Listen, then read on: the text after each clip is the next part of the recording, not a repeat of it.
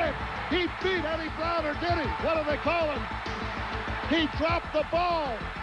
Oh, my goodness. Desmond Howard could not hold it. That was the situation last year. Michigan, the #1 rated team in the nation, lost to their arch rivals 28-27 on a very controversial no call that should have been pass interference. The very next day, Dave Perry, supervisor of Big Ten officials, admitted his crew made a mistake, and he called Coach Gary Moeller of Michigan saying, yes, indeed, your wide receiver Desmond Howard had been interfered with. That play, that game, may have cost Michigan the Big Ten championship and a Rose Bowl bid.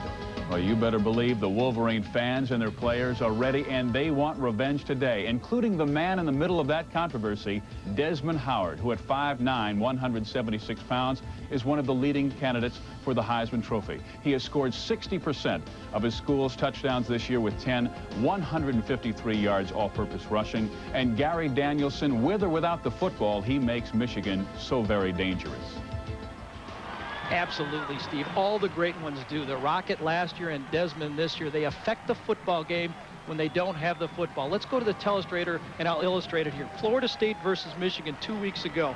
Terrell Buckley, Desmond Howard. Man-to-man, that's the key here. Why? Because Florida State is able to commit more men to stop this powerful Michigan running game.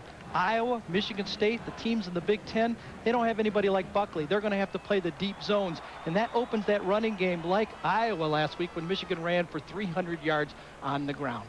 Michigan State on the other side of the football, 14 seniors left this football team from 1990 when they were co-champs, and this year they've been hit with injuries, both offensively and defensively. Let's go take a look.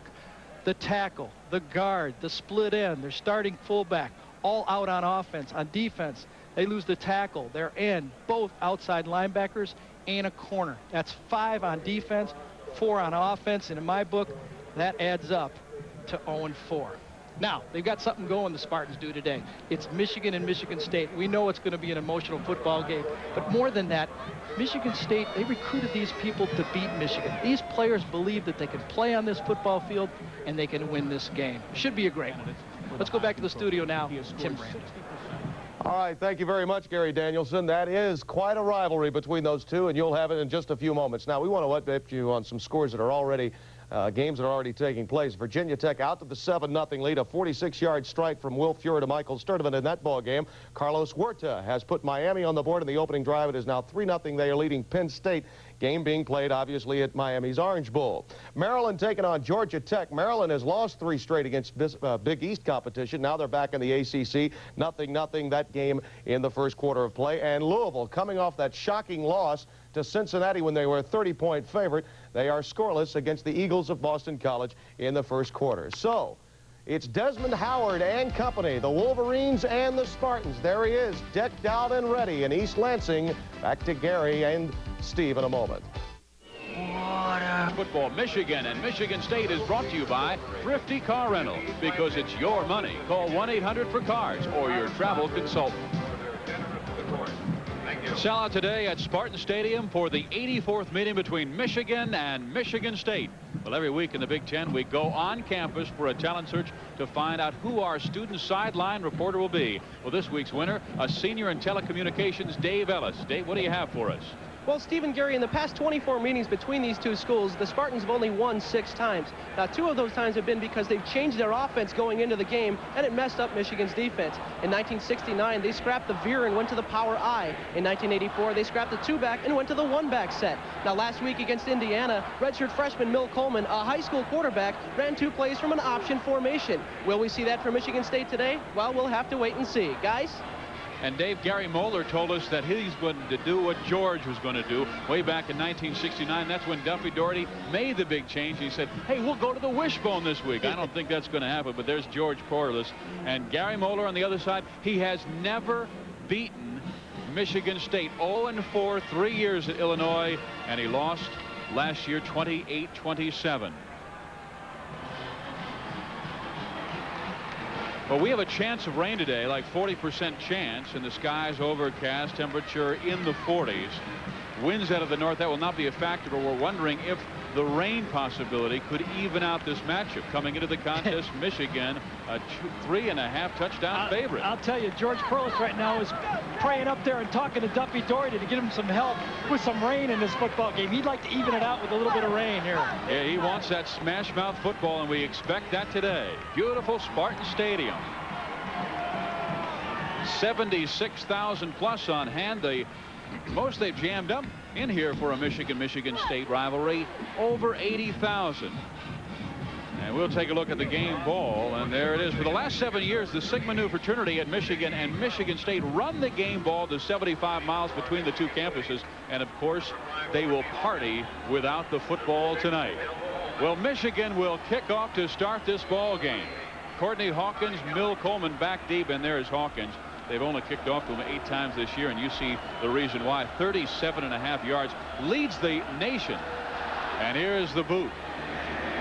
And they're kicking it away from Hawkins, so Michigan State will start with pretty good field position out past the 35-yard line.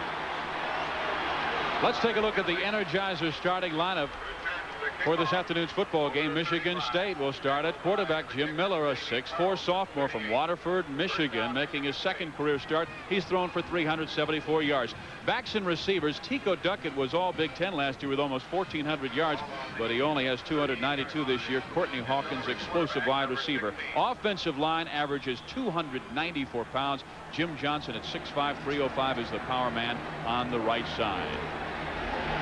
And here we go. Here's the changeup already. 3 wide receivers, only 1 back in the backfield. A little different for Michigan State.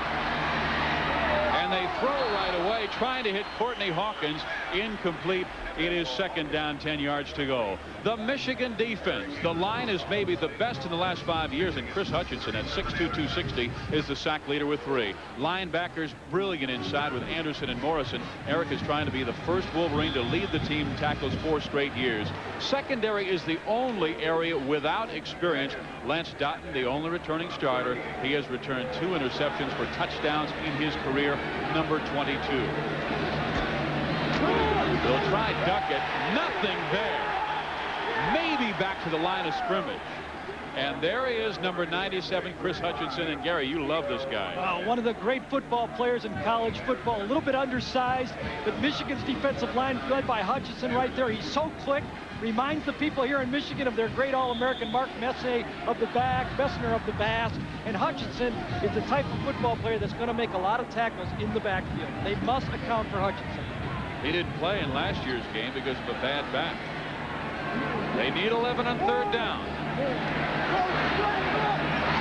Coleman is blasted by Steve Morrison, the inside linebacker, getting help from Corwin Brown. Yeah, that's Mill Coleman. He's the phenom quarterback, a redshirt freshman who was coming across, and Corey Brown, Michigan sitting in that deep zone, just made him force the throw underneath and came up and made the big hit. Good defense by Michigan that time. There's Josh Butlin getting set to kick it at Desmond Howard. His long was 40 yards, and that was against Florida State.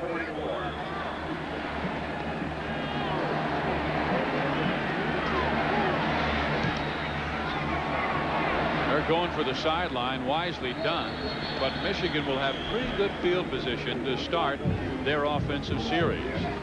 Michigan's offense has Elvis Gerback at quarterback, 6'5", 220 from Willoughby Hills, Ohio. And joining Elvis at the skill position, well, we told you all about Desmond Howard, but sophomore Ricky Powers is a game breaker as well. 518 yards rushing. Offensive line is huge, averaging 291 pounds, the biggest in Michigan history. Greg Skrepenik, 6'8", 322 pounds. Looks like a happy man. Just had dinner. They caught him right after dinner. You got it. Good football player. Sometimes has a little problem with real quick people. Michigan State does not have that type of speed in the defensive line.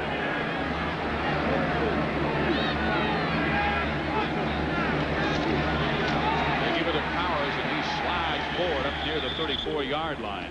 Let's take a look at the Michigan State defense. Injuries to 2 veterans have hurt, so the Spartans will need plenty from defensive tackle William Reese.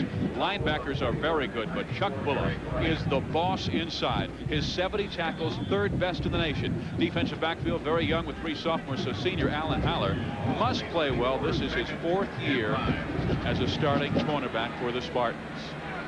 2nd down and 5. Come on, Chuck! Play action. They get it to the main guy, Howard, and he has the first down. Myron Bell, strong safety, making the stop. Gary Moeller, he has his club starting quickly. Looks like there's still going to be a measurement, and there may be a little bit of a piling on, too. Personal foul, Michigan State.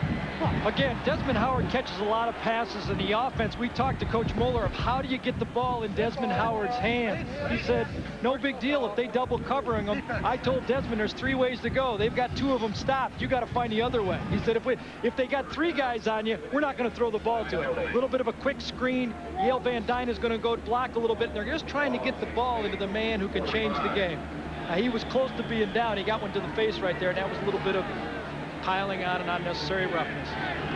And they are inside Spartan territory on their first possession. Illegal formation by Michigan here. They're going to get called. We've got 2 guys in the back of the line right. Kakuzo moved before the snap. They had an illegal formation anyway. They would have been called. Yeah. You can show you have to cover up the tackle on here.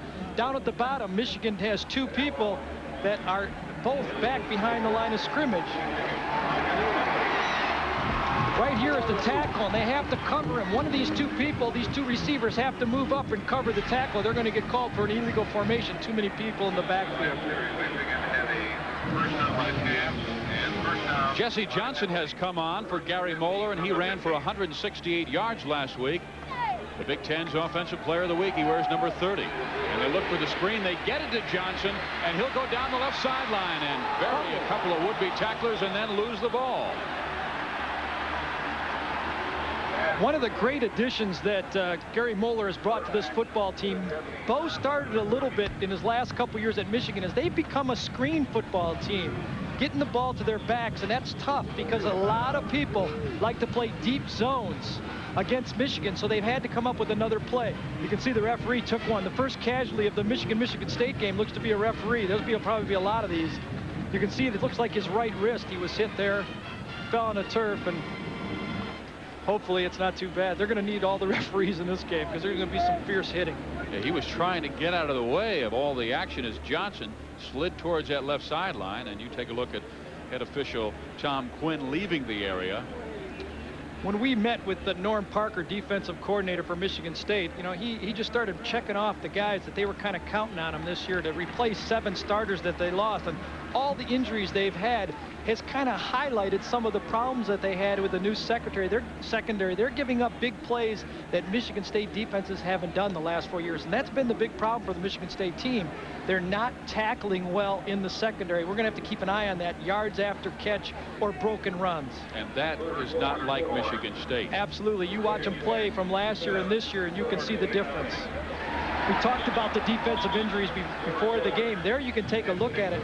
You know, when you lose 7 starters and then you start to bring some people back at 7 plus 5 or 6 this year, that means you're missing 13 guys that played last year on this football team. You're playing with 3rd stringers basically, and you're going to have to pay for that. And they really miss Willie Hill and Bill Johnson in that defensive line, because Michigan, when they average 291 in the front 5 coming at you, they're just pushing those little guys back.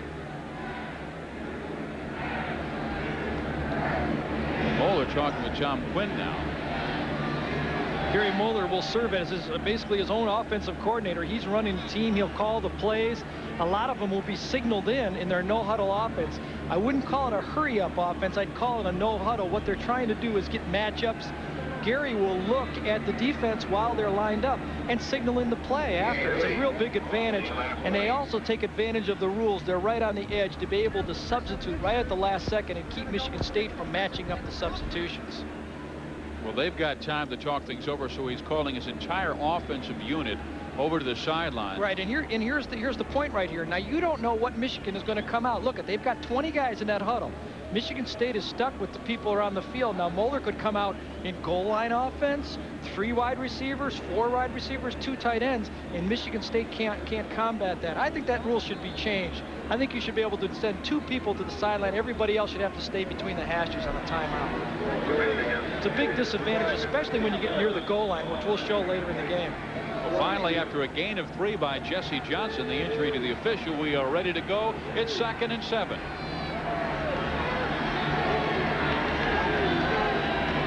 Ricky Powers back in for Jesse Johnson. And Howard goes in motion. Play action by Gerback.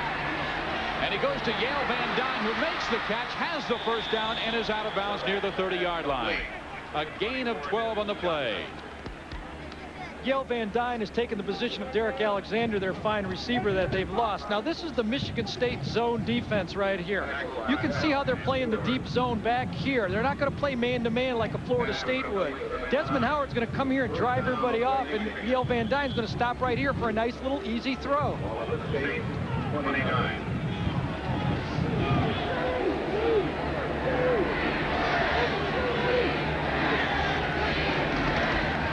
Gerback's going to Powers, trying to get outside. A gain of 3 to the 26-yard line. And we've got time to find out what else is going on in college football with Tim Brando. All right, Steve, we told you earlier Virginia Tech had the lead over #1 Florida State. The game in Orlando. Will Fuhr, no one has doubted this young man's talent. He goes deep to Michael Sturdivant. That's the touchdown that made it 7-0 Hokies. We will keep you posted throughout the day. Wow, just the beginning of that contest. And here we have a scoreless game. 11:35 to play. Michigan with the football on the Michigan State 26-yard line. 2nd down 7. And again, they get it to Howard. 20-yard line, 1st down to the 15. You know, one thing you talked about, Gary, is with the zone, you really can't put 2 guys on that fella. Well, that's really the mismatch that Michigan State has. They don't have anybody in their secondary that they feel confident enough that they can match up and take away these easy throws from Elvis Gerback to Desmond Howard. That's as good as you can run a sweep. They got their best player with the ball in their hands outside of the defense, and he's running in space. Formation is causing it, and speed is causing the difference. Gerback. Man-to-man here. He's 4 for 4 passing. He's looking for Howard again. Makes the catch out of bounds inside the 10-yard line as he works on Alan Haller. Well, this fella, you know, there's another great receiver in this game named Courtney Hawkins, and we'll have a great matchup today. But how about this? Carl Pickens, who's another All-American who we'll see tonight on ESPN. 2 great players, and so different. One, the big fast guy from Tennessee. Desmond Howard can do it all with and without the ball, but these 2 guys are both, we're going to be seeing them playing on Sunday, and of course Courtney Hawkins also. That game of national importance, 7:30 tonight on ESPN. Michigan needs 3. Back to Howard and the touchdown, his 11th score this year.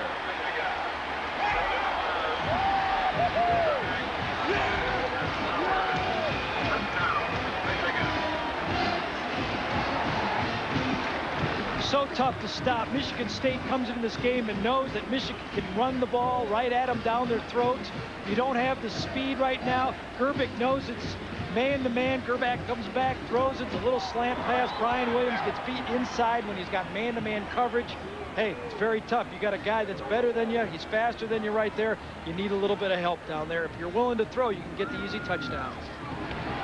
Well, they make the extra point, and Michigan on their first possession drives 78 yards for the score. ESPN's presentation of college football, Michigan and Michigan State, is brought to you by Ford and your Ford dealer. Have you driven a Ford lately? And by Budweiser, the king of beers, who remind you friends know when to say when. Michigan with plenty of smiles on their faces. They traveled There's a pair right there. miles. Boyfriend and girlfriend got the Michigan State one. This is the one day they argue. Well, forget about it. I don't know week. about it's just the one day. Okay.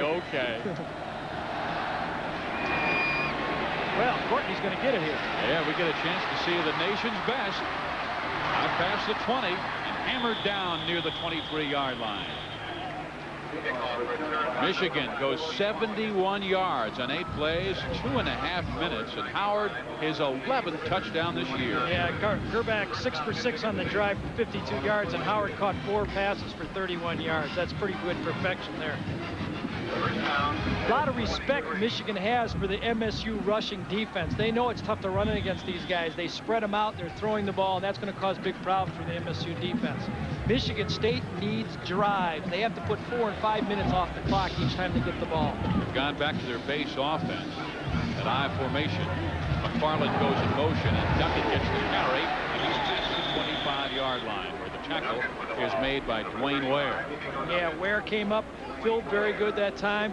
The receiver went over in twins, and Ware played his position almost like a strong safety. He had no wide out to his side, so he filled that off-tackle play.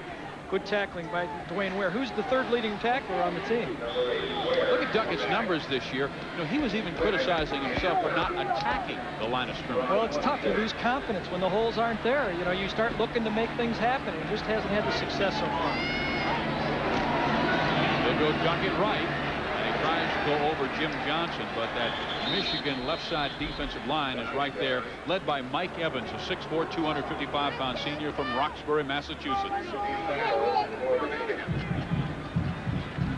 And this Michigan defense can stop people running the ball. Florida State was able to throw the ball around, and that caused the only game when they were able to run it. If you can throw it, you can run it. You can see in third game, 159 yards on the ground. Amp Lee had such a great game. But look at the others. This is quality opponents. Notre Dame and Iowa can run the ball, and they shut them down very effectively. Double tight end with Mitch Lyons and Kurt Prince, and Miller's to the air, and they give him time, and then it slows up. So Miller runs, and he's close to the first down. Well, he wasn't very aware that time. He had an opportunity. He should have known he needed to get across that line. It looked like he went down just before the first down. You know, this is Michigan State. You got to lay it out in line right there and dive across. Very close. Let's see if he made it. There you see him in this protection right there. Everybody covered. Comes out. And let's see how aware he is. He needs to get to that. He went down. He got a very fortunate spot right there. He was down a good yard before that. So first down for Michigan State. Waterford, Michigan went to the same high school as Kansas City Royal. Kirk Gibson, who was a wide receiver here with the Spartans. Duckett trying to skip outside, but Michigan's defense right there. Tim Brando, what do you have for us?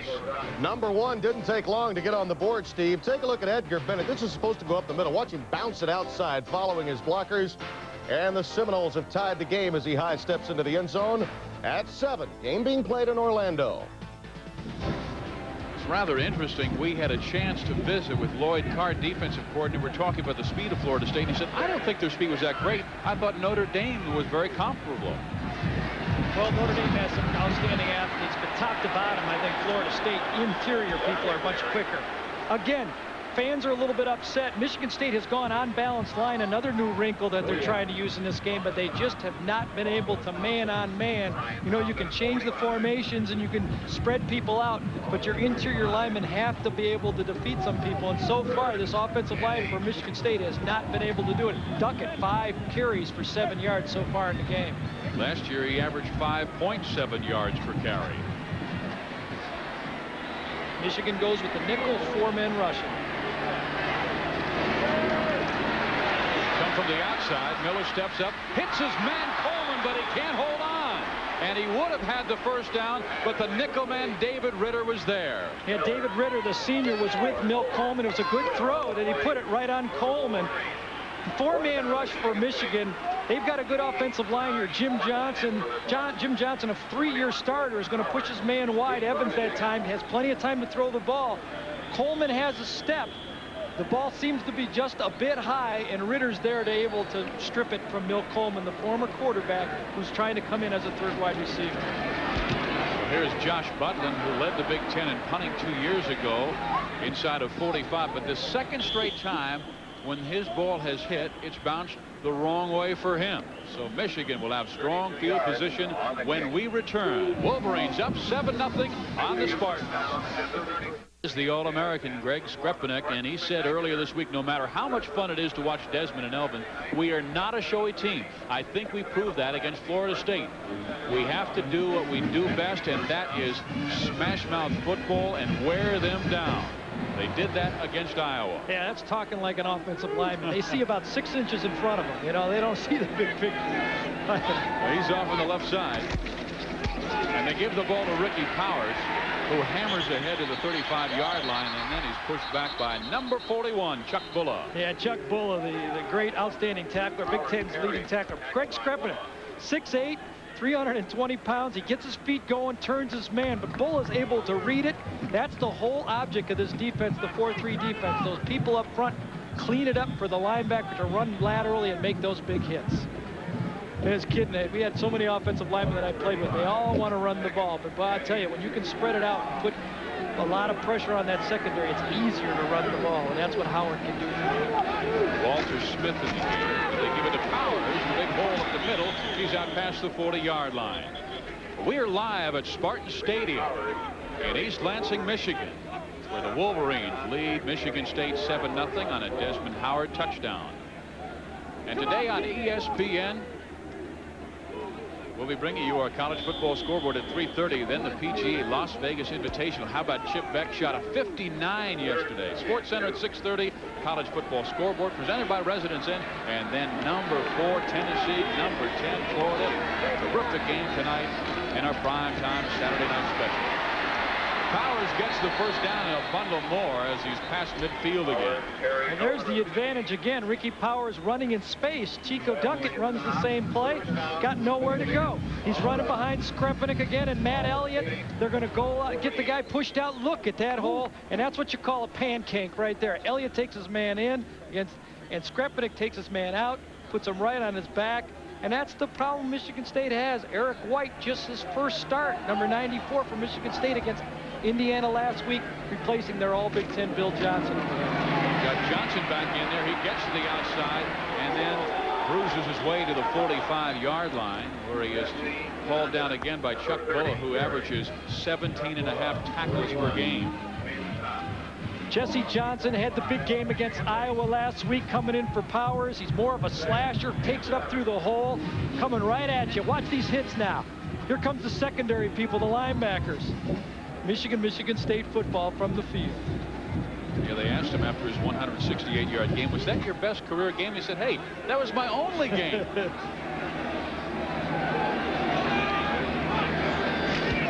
back to the air. Has his big tight end over the middle for another Michigan first down, and that's Dave Diebold.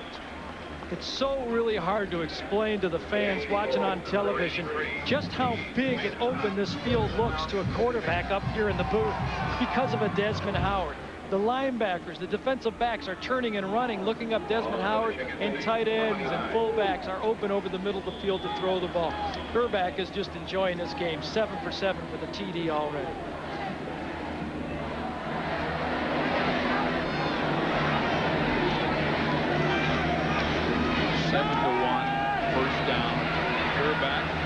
His first incompletion, but there comes the flag. Yeah, it looked like Bullough grabbed him as he came across. They were playing a deep double zone, and the middle linebacker can't let that tight end get to the middle. You know you're weak in that position. You get just by the defense. Bullock right there to the left side of your screen is going to come out.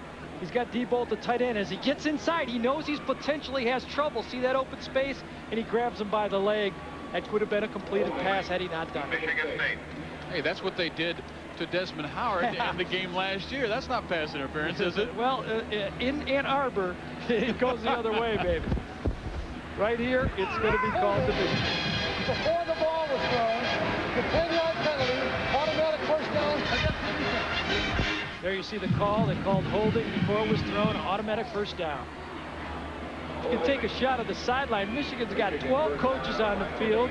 They've got half their team on the field, and then you never know who's going to run out. There it is, a whole committee of people walking out there. You never know who's going to substitute or what formation they're going to have. Howard goes out, and they'll also bring in Tyrone Wheatley at the running back position. So this is their third tailback they've gone to, and they give it to him, and he sweeps left, cuts inside, 15. He's to the 12. Tim Brando, what else is going on? Desmond Howard will remember Terrell Buckley. Will Fuhr, the only question mark with his ability has been the picks. He's thrown a number of them, and Terrell Buckley gets one here and goes 71 yards. Guys, I know Deion Sanders brought the Tomahawk Chalk to Atlanta. Terrell Buckley is a clone of Neon Deion in Seminole country. Second and 3. I'll tell you, he can run after he makes that interception. Desmond Howard's got man-to-man coverage here on the outside. Looping it to Desmond, and he makes the catch, but yes, it is a touchdown. He was inbounds. Steve, you sit up here and you're 40 yards away, and it's like you're playing with little chessmen right here. Every time Desmond has man-to-man coverage, this time he's got it. You loop the ball, and this guy just continues to make these unbelievable catches, one right after another. That has to be about the 5th diving catch I've seen him make for a touchdown this year already.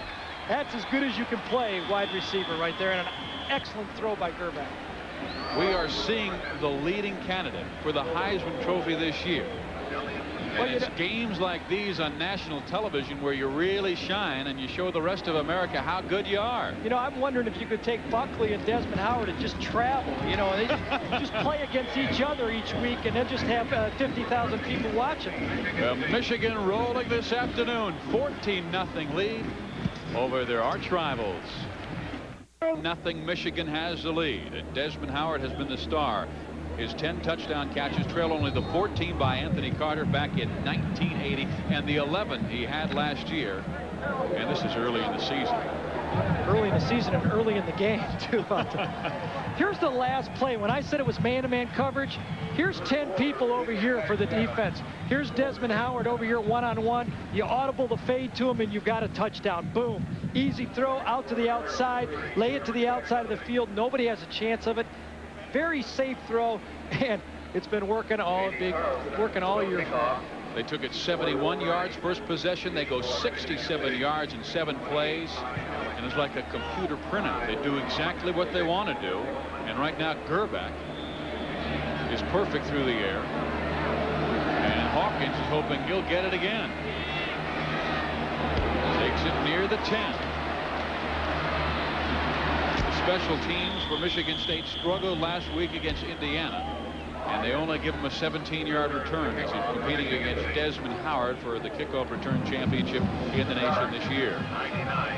Well, his stats, as you said, Desmond Howard's stats has been incredible. I mean, and they've set a pressure point now. Gary Moeller has told the rest of the Big Ten and everybody else now, if you don't stop Desmond Howard, we're going to use him. We're going to beat you with that one guy. If you lay back deep and play the deep zones like Iowa did, we're going to ram it down your throat. Very tough offense to stop right now. That's why a Terrell Buckley from Florida State is just so valuable. He says, I'll take him. You guys stop everybody else.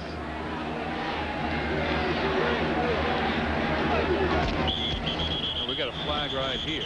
Check this. You know, I remember a statement from Al Davis, the owner of the Los Angeles Raiders, who said you start your team with cornerbacks.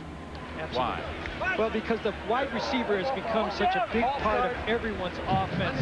People before were afraid to throw the ball on first down, afraid to throw the ball down the field. But now even in the college game, if you've got a great wide receiver that can run a 4.4, 4.3 40, these quarterbacks are coming into the game in college football much more skilled. Coaches have confidence in throwing the ball, that if you don't have people that can run with these receivers, you've got problems. 14-0, Michigan has the lead. 4:39 remaining first period, and Miller goes to duck it again. He scrambles his way out past the 25-yard line, but not much more. Michigan State continues to shoot themselves in the foot on early downs. Their first down production has not been good enough to keep the pressure on the Michigan State Michigan defense. And you know, Michigan State, frankly, they're just not good enough to get these types of situations at third down when 3rd and long. Here's their average on first down, 2 yards. That spells big trouble for Michigan State. Lloyd Carr, defensive coordinator for Michigan, said we cannot get in a situation where they get 4, 5, 6 yards per crack. And it's that defense that's doing the job. They give it to the fullback, and he gets the first down. That was the play right there. They spread them all out on the field and ran a little bit of trap inside to Sebastian Small. Toby Heaton, the left guard. Keep your eye on the left guard. Toby Heaton is going to come across and have a little bit of a trap right there. Kicks out. There he is on Mike Evans, and there's Sebastian Small ripping up for the first down. That's the idea, I think, the game plan that Michigan State would like to use. Charlie Baggett said, spread them out and run inside traps. Well, they're going back to Small, and he's out past the 40-yard line. Just a gain of 1. We're at least 2nd and 9. Steve Morrison, inside linebacker, from just a sophomore, a true sophomore, who played for injured John Milligan last year, was in on the tackle. He's the 2nd leading tackler for Michigan. He penetrated that time and caused the play to just be almost a no gain, maybe a half a yard. He is a true sophomore.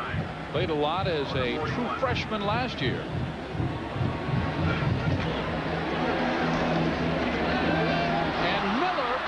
ball in his hands and cannot even get back to the original line of scrimmage.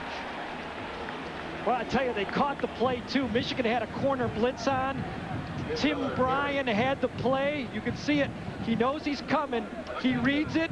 He's got Tim Bryan wide open to just throw the ball to him, and boom, it's coming out of his hand. I remember Terry Bradshaw used to have that problem when he used to play on a slick day. I think George Perlis brought that play with him from Pittsburgh when Bradshaw used to slip it around. John Miller has thrown some good balls. They've been knocked down. They've been stripped. He's got to just settle down. I believe Michigan State is going to have to throw the ball effectively to move it today. Bill Coleman comes in on 3rd and 11. He's in the slot, bottom of your screen. They look to Coleman. He was open momentarily. Miller tries to get rid of it, but it's incomplete. You're right when you said Milt Coleman was open a little bit, but he was open at about 2 or 3 yards down the field. Watch Coleman in the slot. He's going to go down about 3 yards and come across the middle. Miller would like to throw the ball deeper down the field. He doesn't want it. It's 3rd and 10. He's able to get rid of the ball to avoid the sack, but he was looking for somebody down the field for the first down. Butlin kicks it to Howard, and again it takes a wrong way bounce for Michigan State. They fall on it near the 35-yard line. We've got a great primetime game coming your way tonight at 7:30. Ron Franklin, Mike Gottfried will be there. Shane Matthews goes against Dale Carter. Two superstars in this game, as you can see, of national importance. Number 4, Volunteers against number 10. You're going to see the ball thrown around in that football game. Spurrier gets out there, Andy Kelly, Pickens, a lot of great football players on the field at one time. Yeah, we've got the 2 best wide receivers in the country on ESPN. Desmond Howard and Carl Pickens tonight. Well, I'll tell you, Courtney Hawkins doesn't have to take a backseat to them. He just doesn't have the offense around him to take advantage of what he can do. The run and left over Greg Stepanek, and Howard slips and falls after a gain of 2. Penn State up on Miami, Florida, 6-3, second quarter. Penn State, one of the teams, remember when they knocked off Testaverde for the national championship a few years, that can play the zone defense very smartly and has bothered in the past Miami quarterbacks. Boy, there's Johnson. I'll tell you, does that look like a football player? He's been blocking. He's got his eye been gouged on a pass block so far. He knows he's down 14-0. It's the guys that he's out with and the home state guys that he's blocking right here playing against them. Now, one of those games you look up at the clock and you say, some way, somehow, we're going to have to get back in this football game. We met several Spartan fans who said we may lose, but we will not get out hit. Second down, 8 yards to go. Powers, nothing there. Good play by true freshman Matt Christensen. Number 45, a guy they didn't expect to play this year, Rob Fredgerstein and Bringingstill were supposed to play outside linebackers. They hoped to redshirt this guy, but he said, hey, his first start in college against Notre Dame, going to be one of the best they've ever had at Michigan State as an outside linebacker before he's through.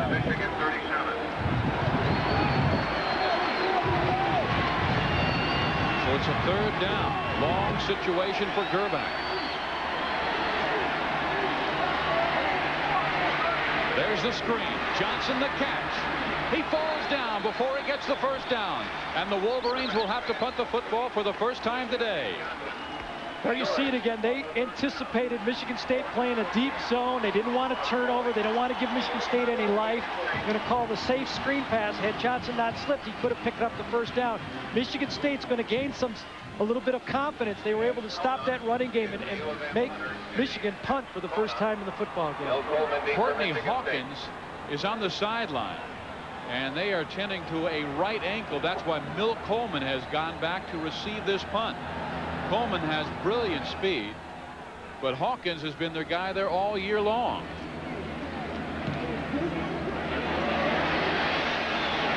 Coleman at the 10. And once again, they will not have good field position to start with. Dave Ellis, what's going on down on the field? Well, Stephen, Gary, Courtney Hawkins is being retaped on his right ankle right now. He came off the field in obvious pain after that last drive. He's really disappointed that this has happened, but he expects to get back into the game. Guys? Ooh, the home run is out of the lineup right now for Michigan State. I tell you, the injuries just continue to go. Sometimes it's like you're snake bitten. You know, Michigan State is gone. George Perles told us 3 or 4 years being relatively injury-free. All of a sudden, all in 1 year, they lose 9, 10 starters off a team that they knew was going to be in a transition period anyway. You know, they haven't had great field position, but they haven't earned any good field position. That's the name of the game so far.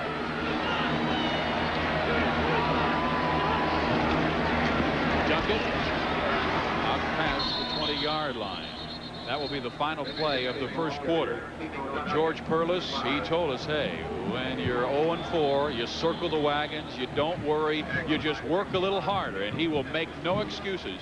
Michigan leads his Spartans, though, 14-0 at the end of the first period. You know, last year, Michigan State and George Perles was quoted by a reporter saying, George said the toughest team won. George said that was not the case. I never said that, as Michigan State beat Michigan 28-27. They're down 14-0 here. And they keep Sebastian Small in the game. And we have a chance to check in with Tim Brando. Tim. These plays just follow Bobby Bowden around, even if it's not his team. Watch the holder, Scott Froen of Virginia Tech. He'll take it on the fake, get it down to the 2. They'd punch it in to tie the game at 14. Then Weldon, a touchdown pass to Kevin Knox. Oh, by the way, Den Mowry missed the PAT yet again. Virginia Tech is down by 6. How about that? So much for the kicking game being important to have a #1 team. They might lose a game, but they don't seem to be bothered too much by those one-pointers. Miller goes to his tight end, and they got the first down. Mitch Lyons. A gain of 12. 85 Lions. Simpson ran him out of bounds. First down. Michigan's offense has worked like clockwork in this contest. That first quarter storyline. We'll check out Mr. Desmond Howard.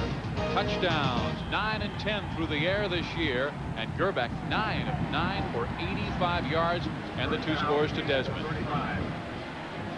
Meantime, Michigan State has only scored 2 touchdowns this year. Small, trying to get outside, is hit down at the 35-yard line by Eric Anderson, number 37. Yeah, Neil Simpson, number 65, the outside linebacker, played it off real well, too. He'll play into the field. 230-pound linebacker. He's a senior. He's been around. He's an inside linebacker in '89. Moved out to outside last year. Got a lot of people on this Michigan defense that can run. Charlie Baggett said the difference between this Michigan defense and past defenses, though, is they got some people that can rush the passer. Some talented linemen like Hutchinson and the people that can get in there and put pressure on the passer. Look at this formation as they give it to Small. They have 2 tight ends, and Small barely gets back to the line of scrimmage. I mean, they had nobody flanked out, so they had the entire Michigan defense right there. Yeah, it's going to be very tough. Eric Anderson got the first hit in the backfield that time. Got a hit. There's Hawkins. He's a little ginger, though, coming on the field. He is not going to be full strength, it doesn't look like to me. Coming on the field, maybe he can just spread out the defense a little bit by just lining up, but he does not look to be full speed. He scored their only 2 touchdowns of the year. Talk about problems. 20 points. Howard has scored 12 touchdowns to the Spartans 2. And there's total yards in this game. They need 10 on 3rd down. Miller steps up, completes the pass to Hawkins. First down inside Michigan territory. Number 5. Key on that 27-yard gain coming across the middle. He had time to throw the football. Milt Coleman is going to go down the middle of the field. You'll see him come into your picture. Hawkins limping noticeably, gets into the open seam underneath, throwing the ball down the field. That's the part of the Michigan defense that is a little bit suspect. They're secondary. They're going to play that soft zone. You know the Michigan linebackers are going to bite on those play-action passes. Michigan State must throw the ball over the middle behind the linebacker. 38-yard line. McFarland goes in motion, and they give it a Small. And he is cut down immediately by Hutchinson. And also Tony Henderson, the nose guard. Sebastian Small has to understand the play. Michigan State went unbalanced line to the left. They have no one on the backside to pick up that defensive end. When he cut it back, he was running into a player, Simpson, who was unblocked on the play.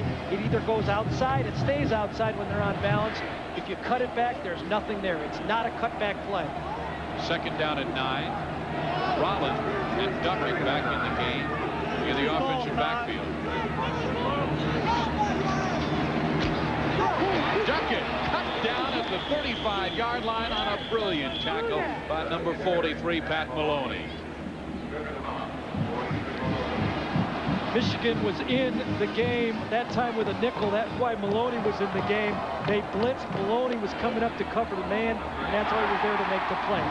Here's the key right here, though. Michigan State is controlling the clock a little bit, keeping Desmond Howard off the field, stringing some first downs together. The problem is this is the third down on this drive. Can he do it again and get the first down? Too many times in third down, they're going to have problems. And they are only 23% this year on third down conversions.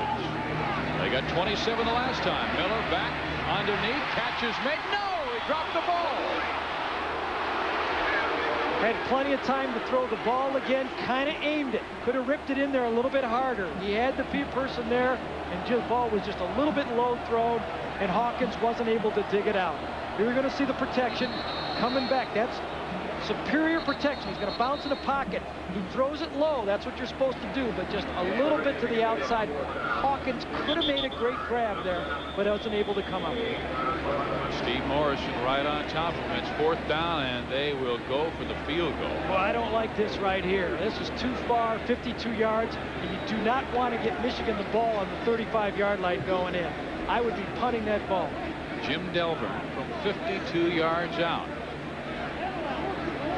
His career long is 45. He's got a good wind behind him.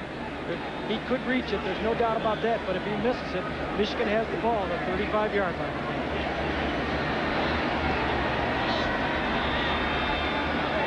The 45-yarder came 2 years ago at Ohio University in Denny transfer. And the reason it's so important because the 35-yard line, Michigan can run all their plays. Back at the 10, you still have a tendency to closer to the vest. Let's see what happens.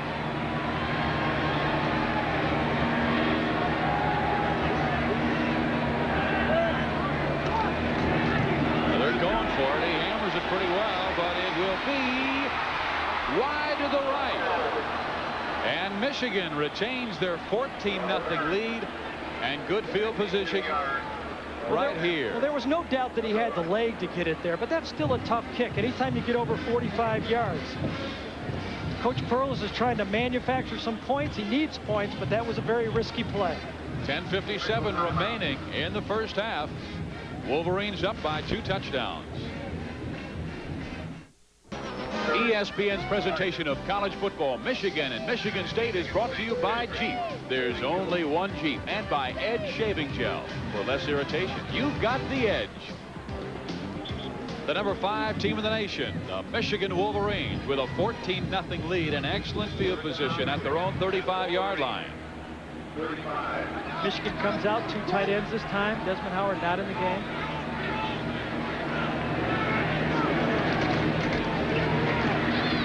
Go to Bernie Leggett. He mashes his way forward for about 5. And let's find out what else is going on in college football from Tim Brando.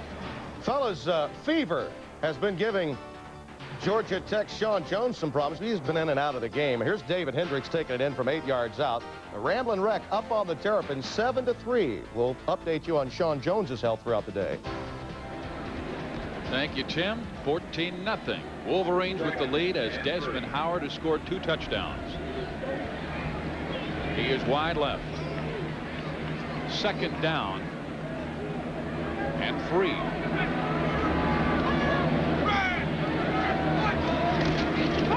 Oh, here he comes.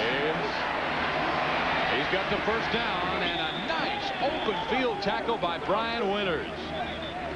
That's what you have to do, play good, solid defense and stay home. That time, Brian Winters, the sophomore, who's taken over for Darren Eaton, the senior who was there, stayed home and made a good open field tackle on one of the toughest guys to tackle in the open field.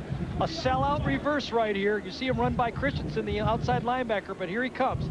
Stayed at home, kept his arms up, made the tackle, and grabbed on anything he could grab onto right there. And Howard patted him on the back when he got up. And you got me that time.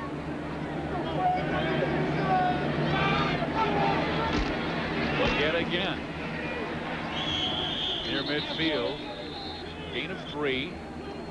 Remember, I don't know if you saw our open people, but we saw how Florida State would crowd the Michigan receivers. Michigan State doesn't have the type of speed. Look at how deep the secondary is right here. They got people 20 yards away from the ball. That means they've only got 4 people back here to stop the running game. 7 people back to stop the running game. That's very tough to play a deep zone against a team that can run the ball effectively like Michigan.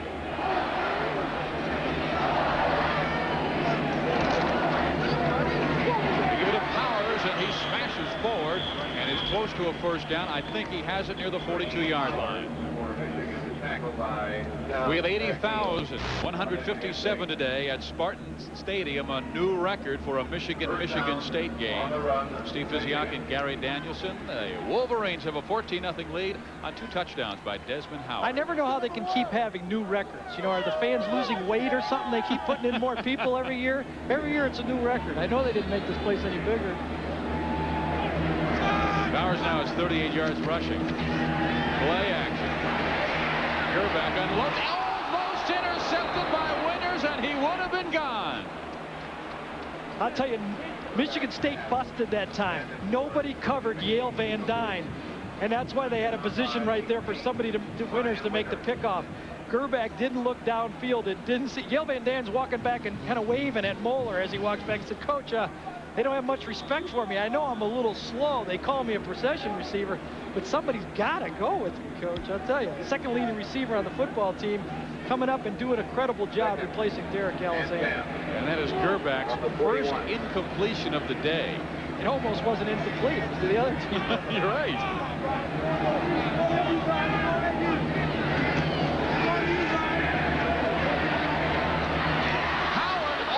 Makes an acrobatic catch. Not almost, he did it.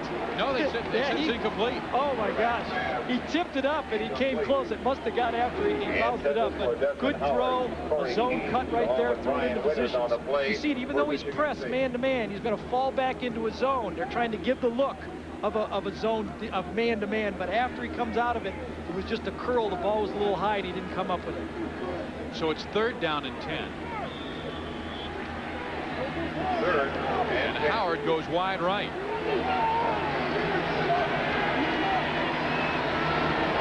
Spartans need a big play. And it's almost picked up again. This time Aaron Jackson. The redshirt freshman would like to have that one. That was a middle screen to the wide receiver trying to get Desmond Howard the ball underneath the lineman as they go out right here. Watch the lineman. They're going to try to set him up. There goes Everett. There goes Kozo down. There you see. Oh, man. Desmond Howard is trying to come behind it, and Aaron Jackson thinks, oh, I could have had a touchdown. Now, you wouldn't have had a touchdown, but you'd had another 10 yards.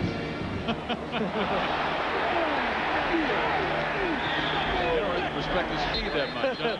Well, the guy chasing him was Desmond Howard. I don't think he would have gone too far. We've got a flag down near midfield. Oh, I'd say this is just absolutely unbelievable for Michigan State right here. Norm Parker told us one of the key mistakes that was made early in the year is they roughed the punter for Central Michigan. They finally get a stop right here. They rough the punter, and Michigan is going to get the ball after great defense and stopping the drive. They did not have the block on that time, and Stewart came in and was just a little too aggressive and just made a bad play. I mean, that wasn't bad coaching or anything like that. That was a young kid just being a little too aggressive. Last week they had too many penalties. They had a punt block for a touchdown. They had a field goal that was blocked. They had all kinds of problems at a 31-0 loss at Indiana. Boy, that's a crusher right here, because it's still a game 14-0, where if you feel like if you score, you're in the ball game. Now Michigan pushes it in 21-0 to Vegas. Let's see if they go for the home run on first down. Play action. Howard's open, and they throw it to Van Dyne. He makes the catch inside the 10-yard line. Yale Van Dyne on this is like how you draw up plays if you're a coach right here. You get somebody to the outside. Desmond Howard is going to come deep on the post. Yale Van Dyne is going to come down right underneath it. You just read the linebackers with the play action and hold the linebackers, and you just throw in between the zones right here to the wide receiver coming across. Ball was thrown low. All the receivers like a low pass over the middle. 17 yards of the play. First and goal. Powers straightened up near the 7-yard line. Yeah, I'll tell you, Michigan State, there's not much they can do right here. Desmond Howard has beaten them twice inside the 10-yard line on touchdowns because man-to-man coverage. That time they lined up again, man-to-man coverage, and Gerback tried to run the ball this time. Maybe he's tried to spread the points around a little bit, but he had the matchup with Desmond Howard. He wanted it, and he went away from it. 10th play of this drive coming, and it continued on the personal foul, roughing the kicker. So now second and goal from the 7. This time they're backed off in the zone. He doesn't have the look. Get him to look. Yeah, they do. And Powers inside the 3, near the goal line. Alan Haller making the touchdown-saving tackle. You know, I'm sure people are outside saying, like, now how can anybody be so sure of what's going to happen? But it's very simple. It's checkers right here. When Michigan State backs off, they run the ball. Look at the hole right there. They got one less man from the secondary to come up and make the hit. And when the hit comes up from the secondary, it's 5-6 yards down the field. Haller comes up to make the hit, but it's too late. Howard with a pair of touchdowns, numbers 11 and 12 this year. And now it's third and goal from the 1. Leggett, Powers in the backfield. Play action, Gerback unloads, touchdown. Dave Debo.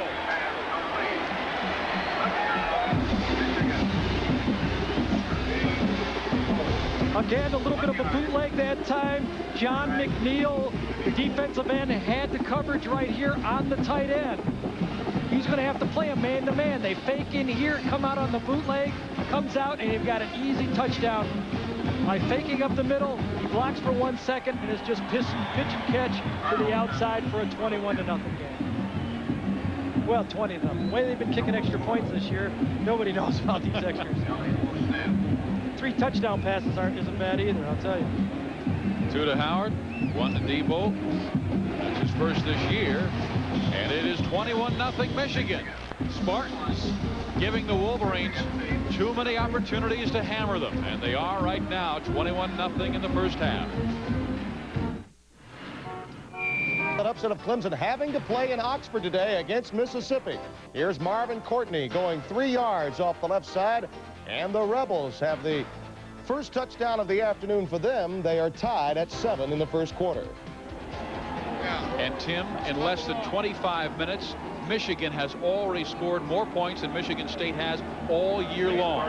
21-0, and the Spartans have only scored 20 points this season. 2 touchdowns, a pair of field goals. Well, it begins to get scary now for Michigan State. They wanted to keep this game close. George says, yeah, the home field is a great advantage. There you're looking at Todd Collins. He's 5 for 5, the backup quarterback. You know, went to the same high school as Matt Rogers, the outstanding quarterback for Iowa, came here. So Todd Collins could maybe see an opportunity to play today if he keeps bad like this. But Michigan State now wanted to keep this game close. They wanted to get these fans into this football game. And George says, yeah, the fans are with you until the second half, and you're getting beat. Then it might be a home field advantage for Michigan if we don't do so.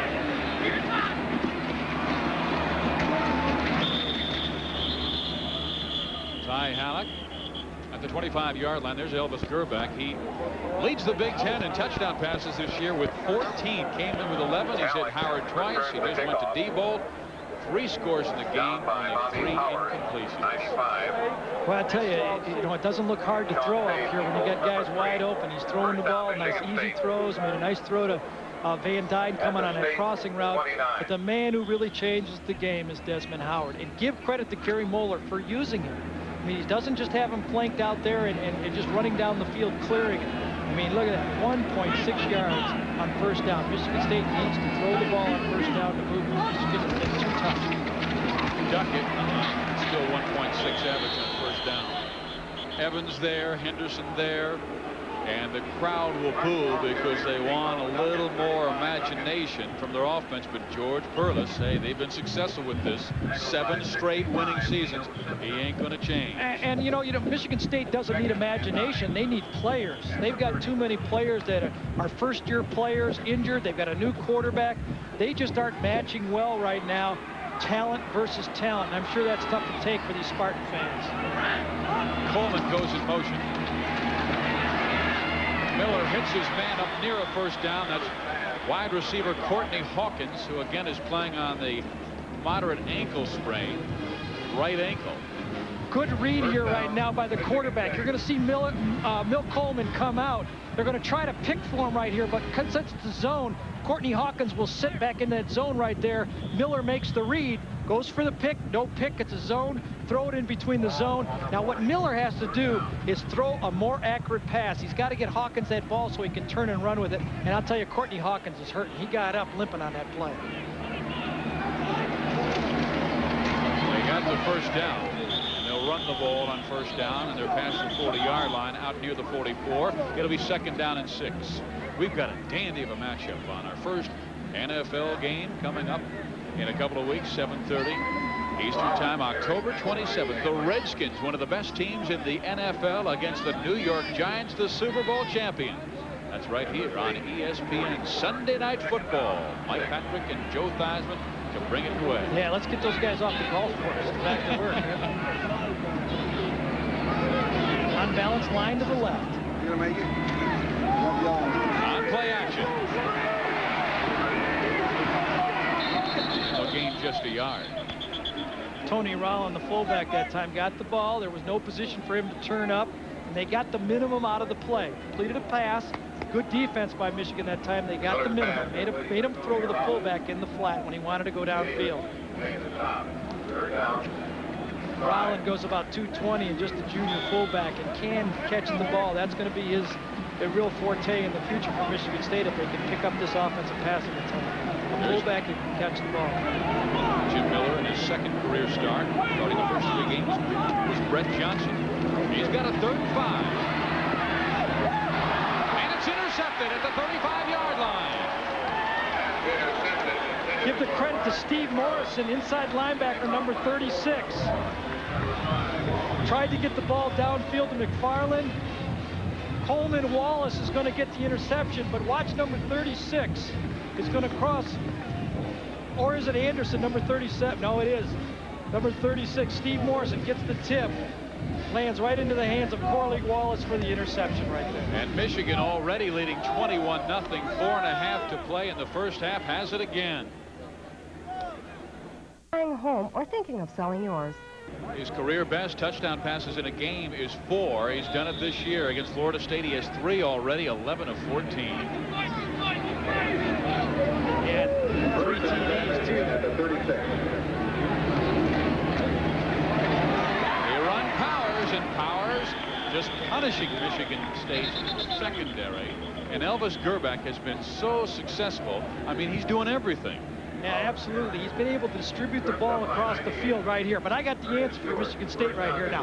Here, they got to put their guys in this zone and this zone and this zone over here. Don't even cover on this half of the field. Gerback doesn't. He's not a pull hitter. He wants to throw to the right side of the field. So Michigan State should put all their guys on this side over here and just leave that open on the other side.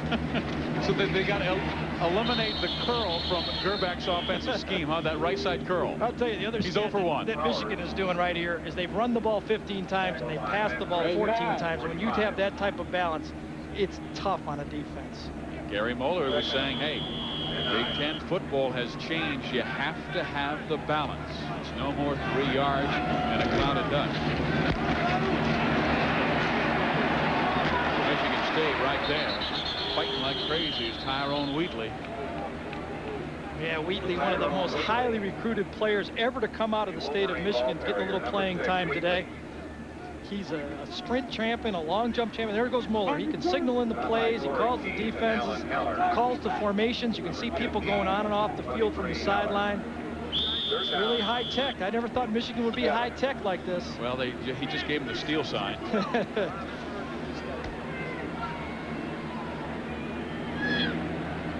Walter Smith in the game. 3rd down, 7 yards to go. They run Powers, and Powers gets the first down. A little bit of a draw that time against the nickel defense. Bernie Leggett, a fullback who Gary Moeller said has been replacing Jared Bunch, their great fullback. They're from last year. Watch Leggett on the draw come out here. See if you can get it on the left side of your screen. He cuts down the defender, and that's really what springs the first down for Ricky Powers, breaks them into the secondary for the big first down. 72 yards rushing for Powers in the game, and there's Leggett. And Ricky now has 590 yards rushing on the year. He's going for Howard. It's broken up by Winters. I'll tell you, Winters made the play defensively, but this was a poor throw by Gerback. Right here, Powers is going to, Desmond's going to come across the field. The ball is thrown behind him a little bit, and that gives the possibility for Winters to break it down. Play action pass. If he keeps leading him across the field, it's going to be a touchdown. Now watch him bend back into the coverage, and that's what allows Winters to get his hand on the ball. A poor throw that time by Gerback.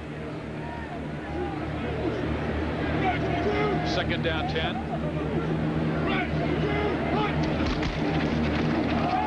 Leggett. A gain of 3 or 4 for the inside defense. Obradovich, Bulla there, Matt Christensen.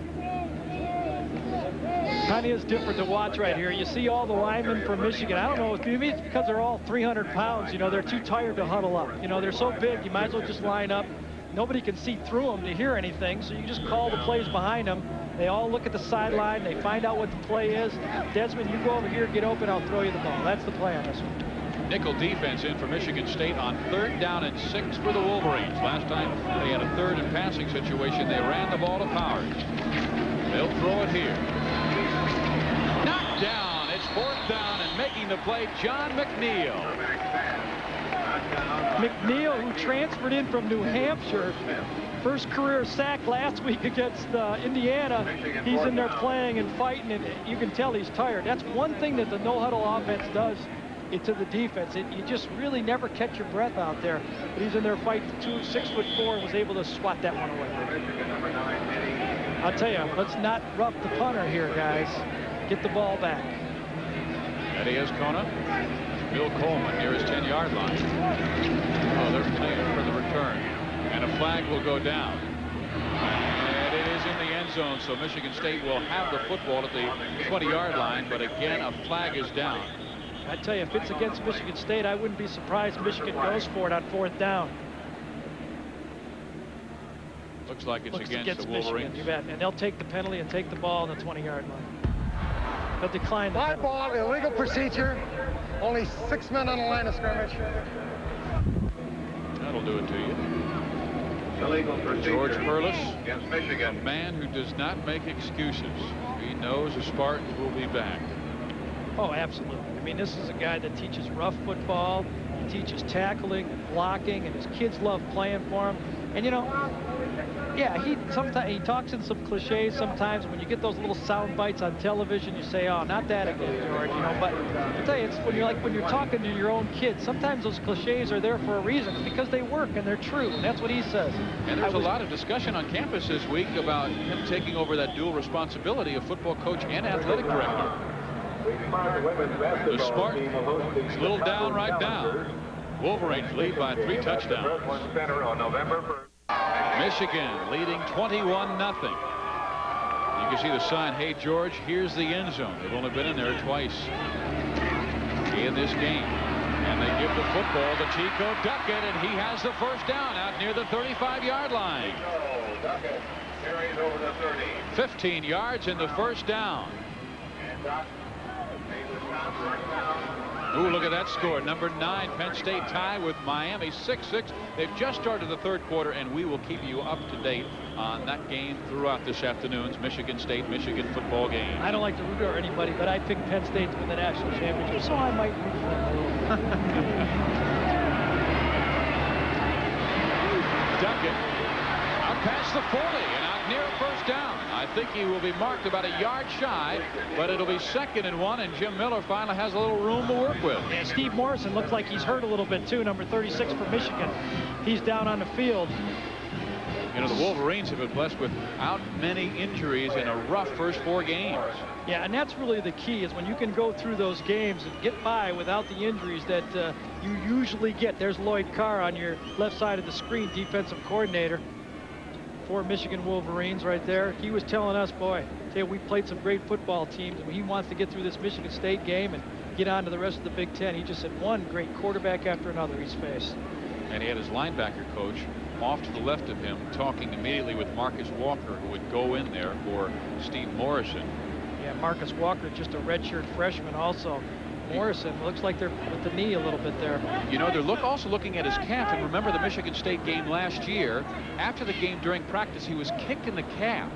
Continued practice, and blood filled up in the calf, and he was close to a situation where he may not have been able to play football again in his career. Steve Morrison attended Birmingham Brother Rice, who a lot of great football players have come out and played around the country. And it's been kind of a pipeline both for Michigan State and Michigan. Great players coming out of there. Matt Dyson will come in along with Simpson, and this is our Saturday schedule today. College football scoreboard coming away at 3:30, and then the Las Vegas Invitational, where Chip Beck was outstanding yesterday. Sports Center at 6:30, 7 o'clock. It's the Residents and Scoreboard, and then our primetime game, number 4 Tennessee against number 10 Florida.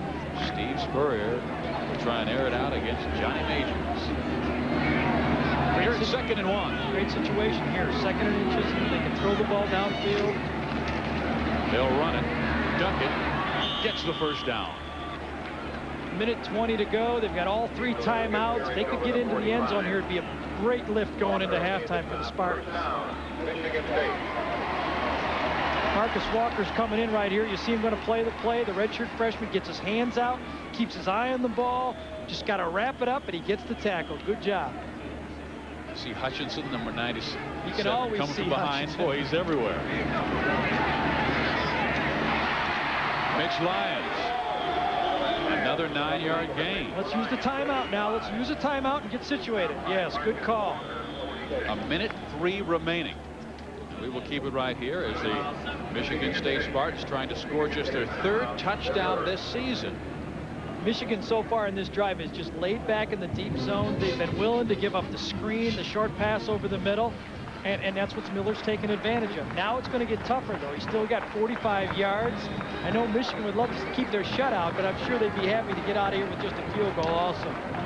Well, coming up at halftime, we'll update you on what's going on around college football with Tim Brando and Lee Corso. Top 25 scores and highlights. Again, that Penn State-Miami game. We will look at that and a look at the day's other big games, including number 1 Florida State and Virginia Tech. And Virginia Tech, the Hokies will give them a tough tussle. Well, they caught him at a good time, too. They played 2 big games, and that was the real, fear that Gary Moeller had going into this Michigan State game. He said, yeah, this is a rivalry, but we've had big back-to-back games here, and we've got to keep our emotion level up, because even though their record says 0-4, this is going to be Michigan versus Michigan State, and he was afraid that emotions would raise Michigan State to a level and knock them off in a game where, on paper, at least they should win the football game. Yeah, they beat Notre Dame. They lost to Florida State, and then really just jumped on Iowa last week, winning by 19 points. Here's Steve Everett, the center for Michigan, his football helmet, and I'm telling you what, this guy's scary. Against Notre Dame, that he went out with a broken jaw and he's already back. Yeah, we got a great story on that one where Moeller said he could have played. The doctor said he could have played last week, except he couldn't get his helmet on and the pain was still excruciating. I said, who is this doctor? And then Moeller says, well, he's an art major. That's right. What does that mean? Well, it's all smiles on that bench, and when you have a 21-0 lead, that's the fun way to play. 2nd and 1. They run Duckett again for the first down. Yeah, Marcus Walker again was able to grab it on this shoestring. Duckett has just got to kick through that play just a little bit quicker. He's reading it. He's got great vision. He's got unbelievable speed, and he's on a track team, and he runs Michigan State track. He gets in the secondary, could go all the way, but he's not kicking through those tackles on his shoes and to make the big play yet. They stopped the clock to move the change. Now they're moving again. We're inside 50 seconds remaining. First half. Miller has time, completes the pass to Lyons. First down. Gain of 11. 42 seconds, either just to get up there and ground the ball quickly into the play, call a play. He cannot huddle up. There's not enough time to keep huddling up. The clock does stop on first down, so there is an advantage for him. But he's got to run this play, get up there and run a play. They've started the clock. Let's see how long it takes him to get it staffed. Hawkins is right. Miller steps up. Again, he goes underneath the coverage. Timeout. It's a short game inside the 25-yard line. 26 seconds, now 25, as they finally call the time. Again, Michigan just sitting back in the zone, and they've taken advantage of it by just throwing the ball underneath against the zone. Michigan across the field, these guys are playing the zone defense. They're going to go deep down the field, and they're just going to hook in the zones right here and try to find the open man to move the chains. Pass it up, everybody hooked, find a spot. Michigan's going to make it happen in front of them. They still feel you still got to go those last 25 yards, which is the toughest. And Michigan State is down to their final timeout. They have the football at the 23-yard line. And Gary Moeller's defense, which has been outstanding in this first half, bending a little bit here in the closing moments of the second quarter. Well, going into this drive, Michigan State's play selection was 9 runs and 1 pass. You know, and had 1.8 yards. So now they're throwing the ball a little bit. Yes, it's a 2-minute drill when they've had to, but I think the only really way they're going to move it against this Michigan defense is to mix it up more on first down. And Jim Miller, the Michigan State quarterback, a little more comfortable on this drive. He's 4 for 4 for 35 yards. He is only a sophomore in his second career start. Yeah, as you said, went to the same high school as Kirk Gibson, you know, the great Michigan State Spartan. You know, it was probably before Bo Jackson. I mean, one of the guys who could have played both at the same time. Miller's got him on the 8th play of this drive. 25 seconds remain before halftime.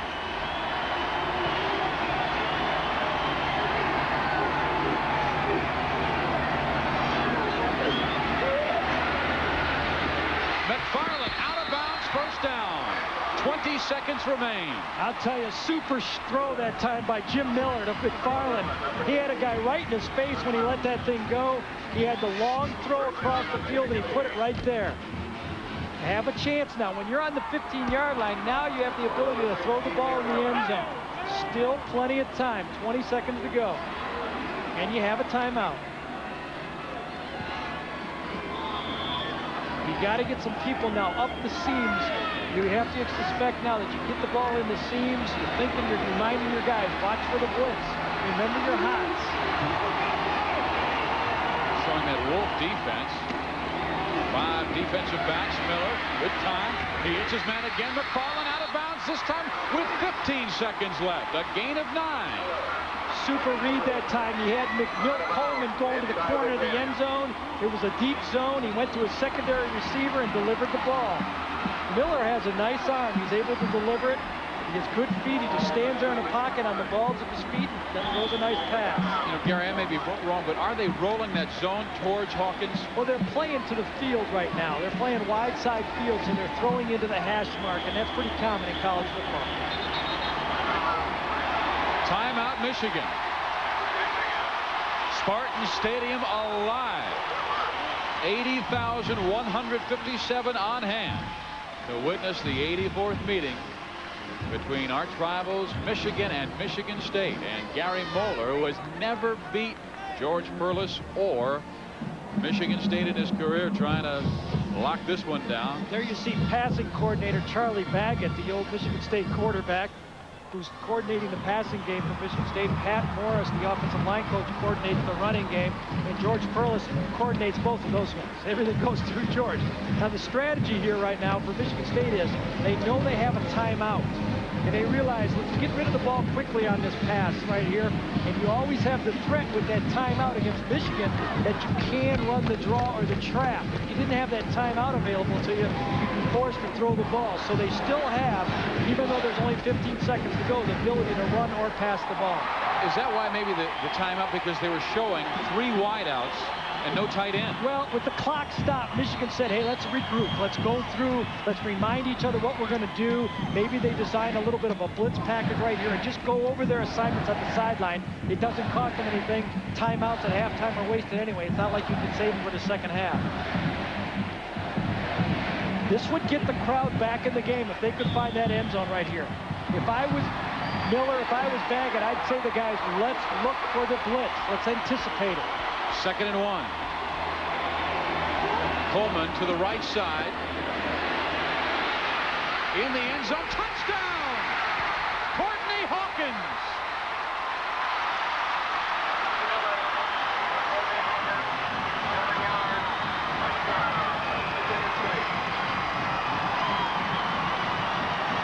It's a little bit of a rollout. Michigan did come with the blitz. They caught him in man-to-man. Hawkins comes out. The ball's thrown to the outside on the run by Miller. Lance Stott is not able to run with Hawkins, and he puts the ball for a big touchdown for the Spartans to get back in this football game.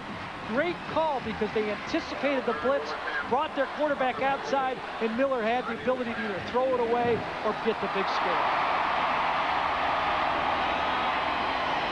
Jim Delvin for the point after. It is good. And Michigan State has scored 3 touchdowns this year, and that man Courtney Hawkins has them all. It's 21-7. Michigan still leads by 2 touchdowns, but hey, the Spartans are on the board with 11 seconds remaining in this first half. The Spartans have had a lot of great receivers. You know, Mark Ingram, Andre Rison, but Courtney Hawkins is right up there with those types of players. He can play. We got the tomahawk going here right now. I'm going to try to figure out what that means here at Spartan land, but hey, let's enjoy it, Spartans. We got into the end zone, you know. What George needed was that sheet, that sign. He really wasn't sure where the end zone was, but that sign now, he figured, oh, there we go. The sign said, hey, George, this is the end zone, and that man, Courtney Hawkins, found it. Well, I think they're going to be going to halftime now. You know, had they not roughed the punter, and Michigan scores that extra touchdown when they were able to stop them, this would be a 14-7 game. Anytime you're within 2 touchdowns, you have the ability to turn the game around.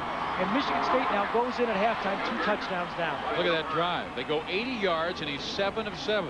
I think Mr. Miller might be going back to the air in the second half hour. Outstanding student, outstanding high school worker. You know, he's a high school baseball pitcher. He's got a super arm. Came in here, and he's worked hard to get the job, and he's earned it. You know, playing against Michigan, that's such a thrill for a Michigan kid to come to Michigan State and play against these guys in this type of game. Now Delburn's job, don't kick it to number 21. Right. He's averaging 44.8 yards per kickoff return this year. If he kicks it to Desmond Howard, he should just run right off the field and look for another profession. Hey, look who's going to get it. Howard. And look at this. Oh, man, if he had just gotten past number 75, and that is Aaron Jackson, he may have gone all the way. You never know when Magic gets his hands on the ball. He's all smiles right there. They did try to pooch it away from him. It was just bounced to him, so he got his hands on the ball. 6 seconds to go right here. Michigan State should be in a deep kickoff return defense. First down, Michigan. Wolverine 29. 6 seconds remaining before we send it to Tim Brando and Lee Corso. Let's see how they run the draw here with 3 wide receivers. Yep. Tyrone Wheatley, short gain, and that will be it. So after this commercial break, Tim and Lee will have all the scores and a look at college football today. 21-7, Michigan leading 21 points early. Michigan State with a great drive of 80 yards to close the second half. And a check of those halftime stats. Pretty good passing in this game, particularly by Miller, who completed 9 of his last 10. Right. Remember, about 75 of those yards were in that 2-minute drive, but 12 for 17, and he's had about 3 balls dropped, so he's been very accurate. I think the key stat, had they not roughed the punter for another touchdown, is Michigan State had the ball for more possession time than Michigan. That's what I really thought was going to be the key to this football game, if they could keep Desmond Howard off the field. And there he is, the magic man. 2 touchdowns already. He has 12 touchdowns this season, and he's 2 catches away from 100 in his outstanding career. I don't know, you know, at Michigan State, you're not allowed to call anybody the magic man except for the real magic man right here. Here's where Desmond Howard has caught the ball in this game. Not down the field. Remember, Michigan State is playing a deep zone. You're catching the ball at 10, 12 yards and throwing the ball to him short and then letting him make the touchdown runs or the touchdown catch after the scrimmage. Good deep defense by Michigan State. Well, the Wolverines will get it first, and Delburn to kick off. Trying to kick it away from Howard again, and they will successfully to Tyrone Wheatley, who tripped up at his 25-yard line and hauled down near the 27. Elvis Gerback comes out at quarterback, has thrown for 3 touchdowns in this game, 14 now already on the year. Again, he's distributing the football very well across the field. Seems to be throwing the ball more to the right. Couple of screen passes to the backfield right here, and he got the couple deep ones down the middle of the field. Distributing the ball around the field. Hasn't been throwing to his left so far in this football game. First time they took the football on their first possession and drove for a score. Gerback will try for Powers this time to the 30, near the 35-yard line, and again, it'll be 2nd down and short. Well, that Michigan offensive line, they like to run to the left behind Skrepnik and Elliott, and they get the advantage of using Steve Everett, the center that time. But Elliott is so valuable. I mean, this kid played hockey in high school. Watch, the right side of your screen is going to get the push on Bullock, and he just keeps running him right by the runner right there, Powers. That's what a good guard does. Get on your man and keep pushing him the way he wants to go, and the running back runs the daylight. Gain of 8. Ricky now has 80 yards in the afternoon. They'll run right. He's got the first down to the 40-yard line, where he's hauled down by Aaron Jackson. Ernest Stewart there again, number 98. Michigan's showing their right. We talked about how it's able to throw the ball short against that zone. Ricky Powers, though, is the beneficiary of that. 86 yards because they're only running it against 7 men. Michigan State is forced to move that secondary back because of the ability of Michigan to throw the ball. Pretty simple game plan so far for both teams.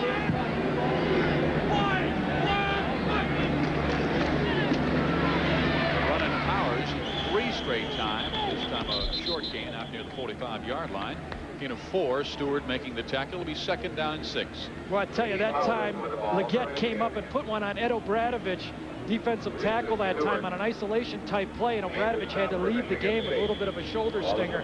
Ed Obradovich is the son of Ed Obradovich Sr., the former Bear player, came here as a walk-on and is now playing because of the injuries. Powers, the 4th straight run. He breaks away 1 tackle. He's in the defensive backfield to the 35. Powers inside the 25-yard line to the 22. If there's one deep difference between this Michigan State defense that we've all been so familiar with in the past, I think, is their tackling in their secondary. They are making too many missed tackles right here. They got Powers right there. Wrap him up. Make the tackle. Eric White misses one. Now he runs through another tackle right here in the secondary, and Ricky Powers makes a play that should gain 4 or 5 yards into a 20, 25-yard running play, which is too much. It's so different from Michigan State secondaries in the past. 33 yards on that play. He now has 123 in the game. And look at this. Leggett just smashing his way forward and close to another first down.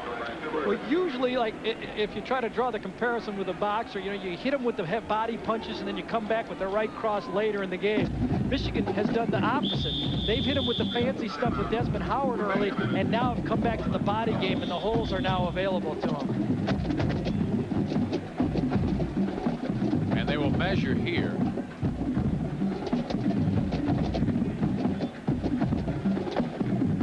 talked about Bernie Leggett earlier in that game and how he's been able to replace their #1 draft pick at fullback, Jared Bunch, from last year's team. And Coach Moeller said that he really is providing, and he's really turning into a great Michigan fullback. There you see it. Michigan's got about 15 guys in the huddle, 12 coaches, 3 alumni, a president, half the band in that huddle on the sideline. And nobody knows what they're going to come out with here on first down. Well, they've got Johnson in Michigan State. Boy, they need a turnover. They have not forced one on this afternoon.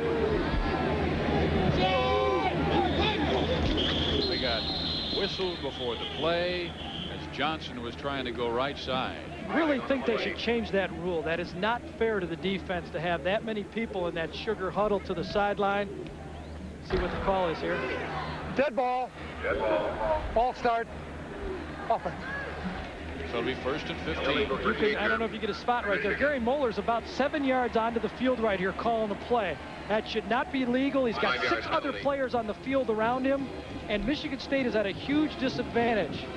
That's well within the rules. It's nothing illegal he's doing, but I think that rule has to be cleared up. That's too big of an advantage to the offense. Gerbeck has a 1st and 15, 6th play of this drive, and the first 5 have been runs. They're going to go to Johnson anyway. Look at him run, and it is a touchdown. 17 yards for the score. Jesse Johnson, 27-7 Michigan.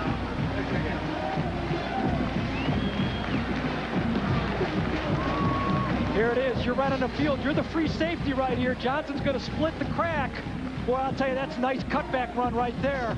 He's into the secondary, and by the time he gets into the end zone before he even gets touched on the play, Steve Everett, the center, did a great job of pushing his man past the hole, and Johnson cuts back to get the big gain.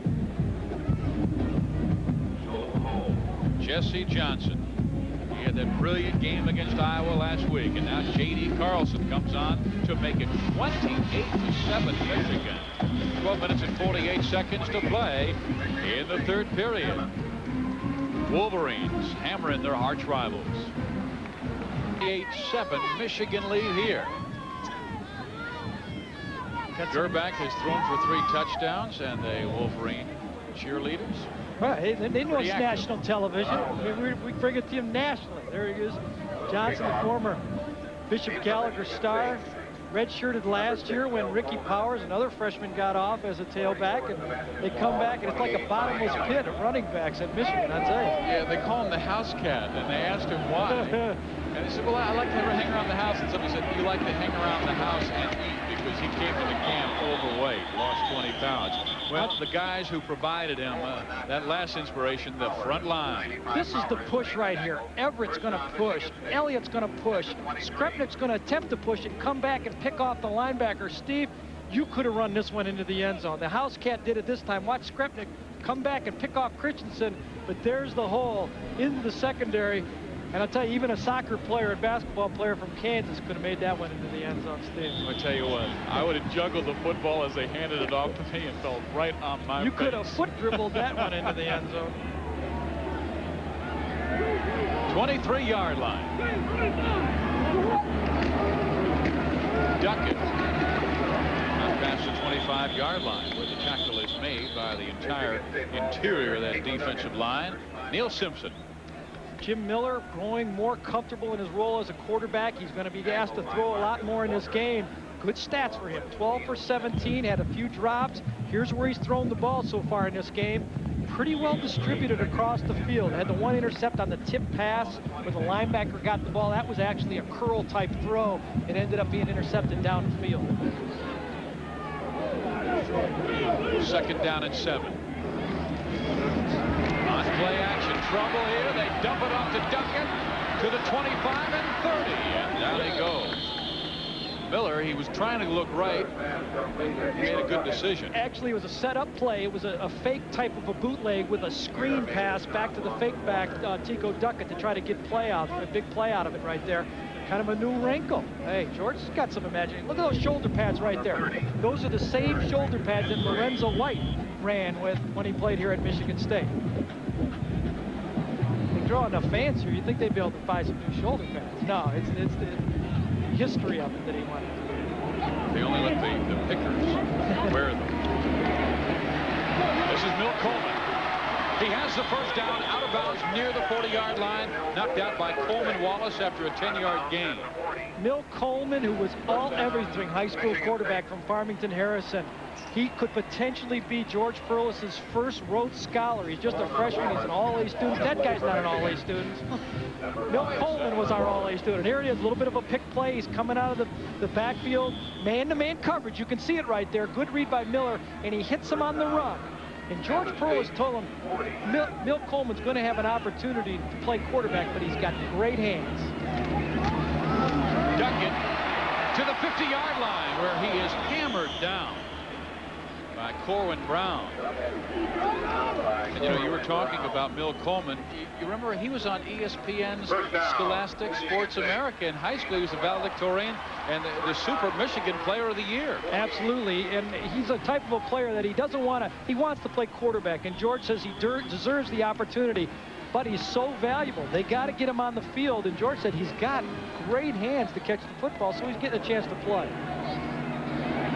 Miller has him in Michigan territory at the 48. Nice move by Duckett. Gain near the 41. Tackle by Eric Anderson. Nice read that time by Miller again. He's being very patient with the football. If Michigan has a little bit of a chink in their armor, it's the ability to throw against their secondary. They play deep zones, and they have not shown a pass rush unless they had the blitz. And that's really what's been their problem when they go play the big high, you know, the big run and shoot type teams. They have not been able to put pressure on the quarterback. Duckett, nothing there. Hutchinson there. And everybody else. And Tim Brando, what else is going on in college football? We're here taking a look at Georgia Tech and Maryland, Steve, on a third down play. Sean Jones coming back off the bench, bothered with the flu virus, finding Jason McGill, 48 yards the strike, and Bobby Dodd Stadium erupts. It's 27-3, Ramblin' Wreck. Here we've got it 28-7, but Michigan State on the move. They are at the Wolverine 41.5-yard line, third down 3. Michigan in with a nickel. Sebastian Small, lone setback. No throw. They've got DeMan Hawkins for the first down. Well, Michigan came in with a little bit of a slot blitz. They played man coverage that time, but nobody covered Courtney Hawkins. And that's a little bit of a bust play right there by Michigan. Well read by Miller. I continue to be impressed with his future. He's got a great arm, very calm in the pocket, and as he learns to get more comfortable with the offense, and probably more important, Steve, as the coaches gain more confidence in him, they'll give him more plays to take advantage of his skills. On first down, Sebastian Small to the 30-yard line, now to the 29, where the tackle's made by Anderson and Marcus Walker again. Sebastian Small is from North Carolina. He's a 4.3 40 guy, highly recruited. Came to Michigan State, a little bit more of a slashing type runner. And you know, when we talked to Pat Morris, their coordinator, and Charlie Baggett, they said we'd love to give them that Hickson Duckett 1-2 punch that they did in '90 last year. We just haven't had the ball enough to take advantage of both three players.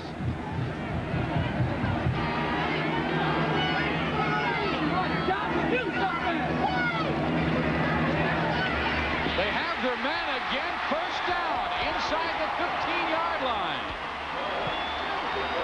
Ty Halleck, the backup tight end, and Miller found him right away. Here we have the quarterback and the secondary at the same time right here. You see the zone defense by Michigan right here. The tight end is going to go right down the field. Let's see if we can freeze this just as he lets go of the ball right here. Stop it right now, guys. Boom. There he sees the opening of the zone right here. Miller is a little bit late with this football, but he gets it there on a tough, hard throw for the completion. Sebastian Small to the 10. He is near the 7-yard line. Now it's the offensive line that's beginning to control. Here's the finish of the play right here. Miller's going to throw this ball, and he doesn't put a lot of air on it right here. Zips it into the zone, and that's how you attack that two-deep zone defense with that tight end down the middle. Great execution by Michigan State. Nice cut there, guys, down in the truck. You're able to see the quarterback's timing with the receiver. Nice job. Look at this drive. It's taking 4.5 minutes.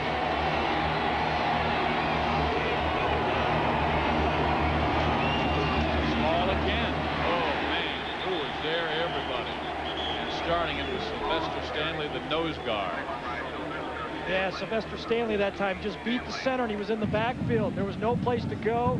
And that sets up a situation where you're moving the chains, you're moving forward, and all of a sudden Lloyd Carr has the advantage right there, defensive coordinator, to call a third down defense where you got to get 8 or 9 yards. Now, Michigan State, I believe, is going to say, hey, let's see, 7 minutes to go. We got the win. Should we take the field goal? I think they're going to consider it 4-down territory. Boy, they just hustled in that nickel defense, and Miller with pursuit from Eric Anderson throws it to Coleman. He is in. Touchdown!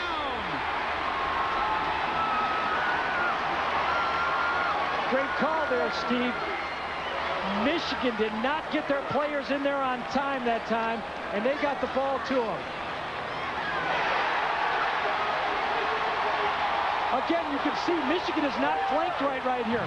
Let's freeze it right here now. Stop it. You can see he's got Bill Coleman open right there, and Michigan is getting picked in the back right here, and he lays it to the outside for the easy touchdown.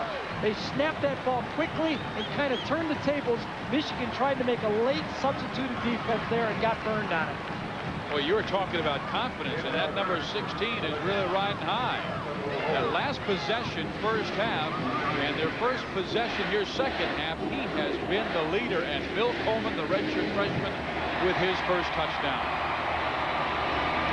in his career. Delvern makes it 28-14.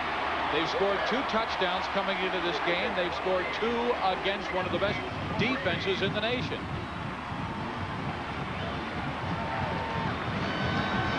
Jim Miller, his second touchdown of the afternoon. State Farm presents Michigan and Michigan State is brought to you by Buick and your local Buick dealers.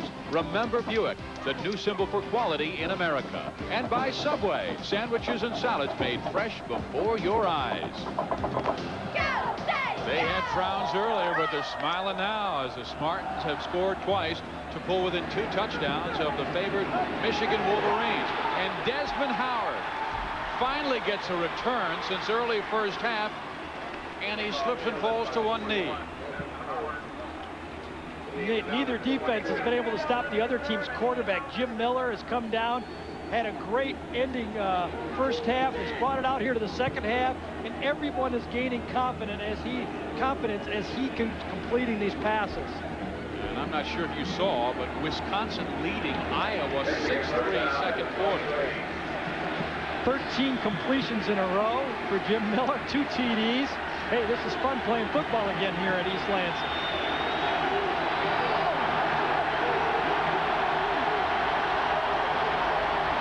They go to Powers.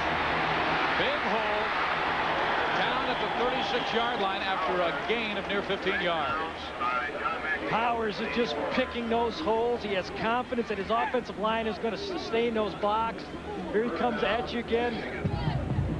Running to his left. Gets popped out, runs behind a guy, cuts back one more time, and is into the secondary for another play. 137 yards already in the game. And this was like the time of the game against Notre Dame where Powers really started running well and wore down the Fighting Irish defense. They pull him back. Gain of 2. He's got 139 yards rushing now. Chuck Bullock coming up, number 41. Defensive coordinator for Michigan State, Norm Parker, said, yes, Michigan State is going to be able to move the ball within the 20s. We need to stop them when they get to that 20-yard line down to the 0. That's really where they haven't been effective in this game. You can't stop this Michigan offense too many times when they've got 60, 70 yards to move. They got to get better in those short yard situations. And roll that zone over towards Desmond Howard, who's at the bottom of your screen. And it's 2nd down and 8. Play action. To Powers, he dropped the ball. It's 3rd down and 8. Aaron Jackson right there. Well, I'll tell you, you're starting to get the feel now of this Michigan State game. If they can force a punt, you're really going to feel what it's like to witness a Michigan State football game. It's real big time noise around here. Herbeck, who completed his first 9 passes this game, is only 2 for his last 8. He needs 8 for the first down on 3rd down. They got an illegal. No, they got there. They're all set with their formation. They're fine. Bernie Leggett. Nope. Bulla there.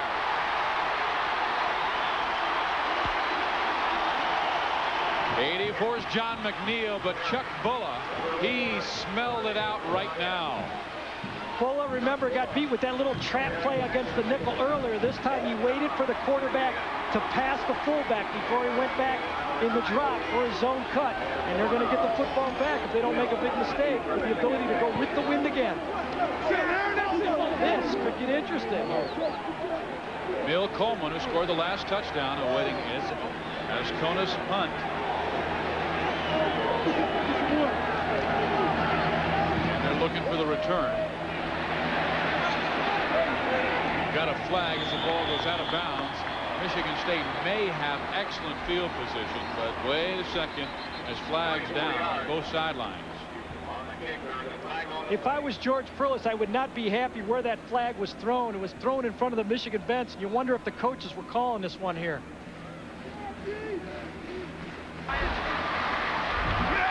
Illegal procedure. Not enough men on the offensive line against the kicking team. You almost got the feeling that the official forgot who was playing. He kind of rolled his eyes and said, okay, who was on that side? There's Gary Moeller. He has never beaten Michigan State. We've got 5:19 remaining 3rd quarter. Perlis, last time Michigan State was 0-4 was 1982. They lost game 5, 31-17 to Michigan. Lost the first 7 that year, and George Perlis was hired the next year. This is Michigan State's slow motion silent wave that they feature here. Good Duckett jumps for about 3 yards. Yeah, that's why Dwayne Ware is always one of the leading tacklers for the Michigan defense. He plays that short side corner, and they bounce it outside. He's the 3rd leading tackler on the team, and he's been there a few times in this game when they bounce it to the outside. For the last 2 possessions, Michigan State has had the football. Jim Miller has driven them down the field 70 yards or more, and 4 touchdowns. 80 yards the first time. That was to end the first half. 77 yards to open the 3rd period. What has he got? 13 straight completions too. Rollins in motion. He makes the catch. He's got a first down. That's 14 in a row. You think he's feeling comfortable? I'll tell you what he's doing. He's throwing the ball to the right side of these players, away from the defender. And that's what he's doing so well on these players. You see the quarterback, you see the secondary. He's going to come down here and run a hook to the outside. Let's start the play. He drops back. There you see the quarterback. He's looking right. He moves the zone. Let's stop it right here now. You see the coverage. He's going to lead him to the outside. Let's see how good his timing is as he throws that ball just as he breaks, and he leads him away. Could have been a defensive pass interference. He kind of grabbed him by the jersey. Gary, they're saying it's an incompletion. Yeah, it looked like he dropped it a little bit at the end of it. I'll tell you, another good sign for Miller is he isn't getting knocked down after he throws the football. He's not putting any hits on him. What I find surprising is the side judge came over immediately and said he made the catch. Ref in the middle of the field said, 3rd down. They need 8. Miller steps up. He'll run. He will not get the first down. Looked like he fumbled the ball, too, but they'll call him down. Good zone defense that time for Michigan. They dropped back. He did not have anybody to throw to. He had to come up in the secondary. It's 4th and 3. Forced to punt the ball. Lloyd Carr, I'll tell you, he's working it. Trying to call everything he can to keep this game from getting the momentum the other way. Josh Budlin in. You know who is back? Desmond Howard. Beautiful punt. Give Howard time to return, and that's always trouble. Good special teams play this time by Michigan State. Ty Halleck on the tackle after the 50-yard punt. Howard tackle by Ty Halleck. First down, Michigan.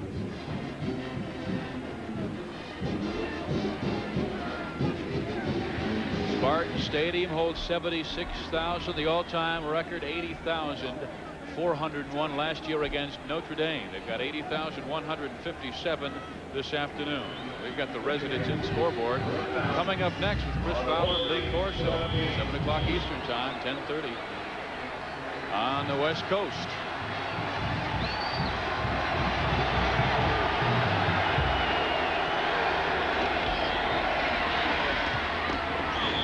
They will try the middle again, and they're working over that huge offensive line.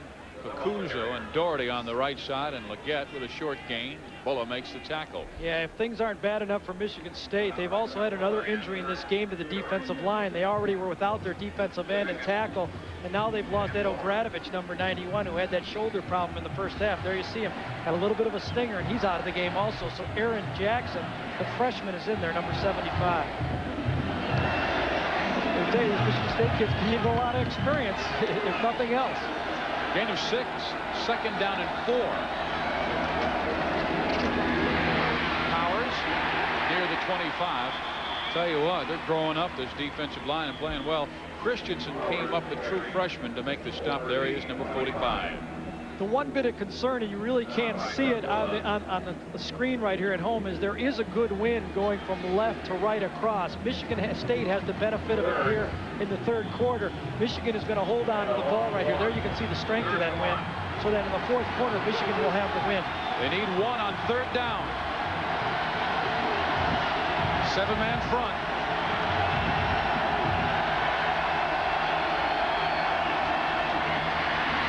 Ricky Powers gets the first down and about 5-6 more.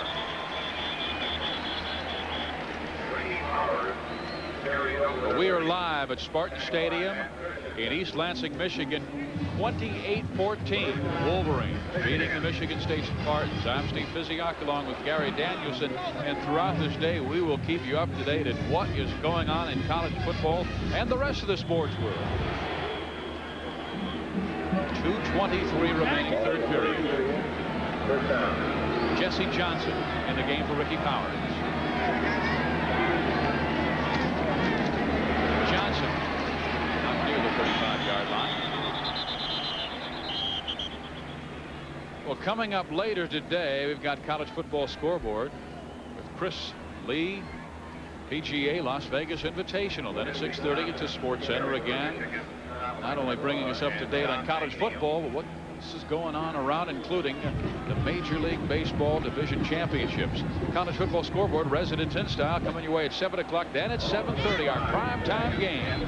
Number 4 against number 10, Tennessee and Florida. Gerback, play action. Desmond Howard to catch the first down. Well, I tell you, this is what the great quarterbacks can do when you have confidence in your receiver being open right here. Little play action pass. Let's hold it right here. Desmond Howard's going to come down here and hook. But watch how early Gerback has to throw this football. Desmond Howard hasn't turned around right here. Right when he throws the ball, let's stop it. Right here, stop it. Look, and he's throwing the ball. Desmond Howard has not turned around, and he had to let that football go. Johnson trying the right side, and man, is he a load to bring down. Let's go back to it one more time. Just as he lets go of the ball, watch Gerback get hit on this play. There you see it, and that ball's in the air and halfway to Desmond when he turns around and catches the pass. That's great timing for a receiver and a quarterback. You're right. If he waits for Howard to make the turn, look at him, it's a sack. It's a sack, and that's really what you try to teach to a quarterback, is gain confidence that that's that receiver's job to get open. You throw the ball to a spot. And that's Howard's first reception since the first period. He's got 6 on the day for 61 yards and 2 touchdowns.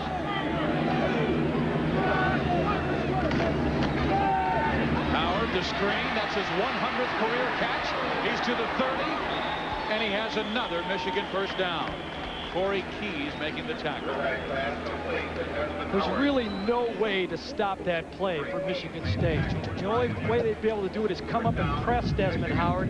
And we've seen the 2 times that they've moved up on a man-to-man. They've thrown it over their head for touchdowns. That's a play that they have available to them anytime. It's just that Desmond is not real big, and they don't like him taking a lot of hits right there. 8th play of this drive coming. Wolverines by 2 touchdowns.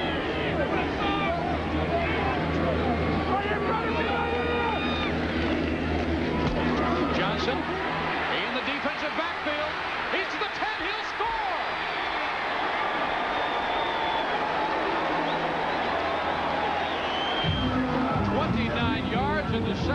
touchdown today for Jesse Johnson. I'll tell you, Bernie Leggett right here comes this way and comes across and kicks out the defensive end. Bernie Leggett right there is coming across to kick out. Going to start this way. Johnson's going to cut back right up here for the big touchdown. It's a counter play from the backfield. Leggett comes across to kick out. They run behind Skretnik's block on the backside. That was Elliott's block on the backside. And Johnson gets in, slashing into the end zone for the big lead up to, what, 35 points if they get the extra point. Wow. What an offense they have here in Michigan. He's averaging 7.5 yards per carry, and today is 83 yards on 8 carries.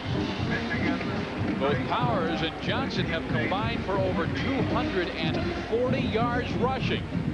And we now have a 35-14 Michigan lead with 15 seconds remaining in the third period.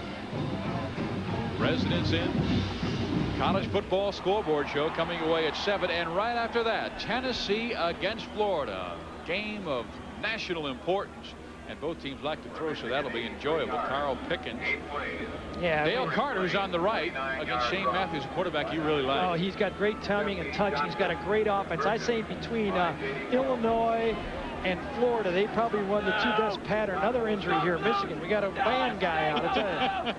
He's ready. He's going. I'm on national television. I got an ankle, but I'm tough. I'm going to go in and get a shot up for the second half. I was wondering if he's one of the Sigma Nu fraternity members you that ran the wonder. football. You know, his parents right now are paying about 20 grand for him to go to college. We see him right there on the sideline. He's getting into the game, and they're saying, "Hey, it's all worth it now. We got our national television." At least he didn't have a sign that said, "Hey, Mom, send money." They were already sending all. There's that ball we were talking about. Sigma Nu members from Michigan run the football along with Michigan State all the way here to East Lansing, and there's a fumble on the play. Did it go out of bounds? They're giving it to Michigan. They say the Wolverines had control before it went out of bounds.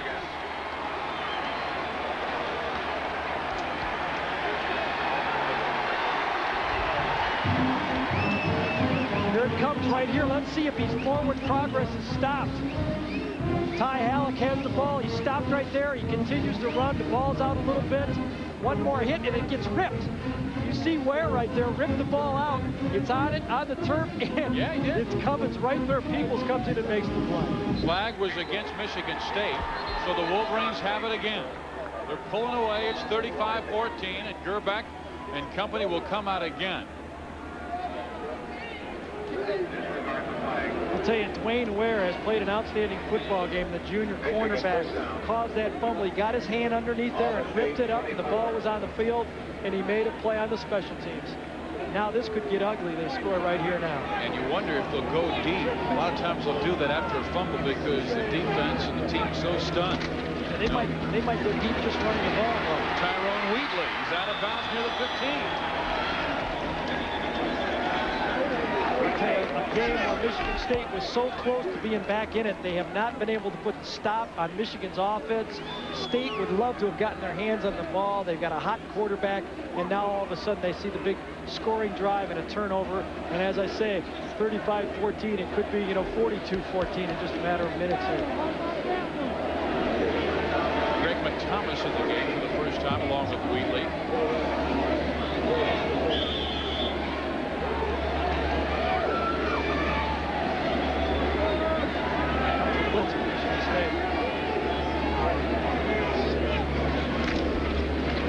Back to Wheatley, first down inside the 10 near the 8-yard line. And we are through 45 minutes of college football here in East Lansing with the visiting Wolverines holding on to a 35-14 lead on Michigan State.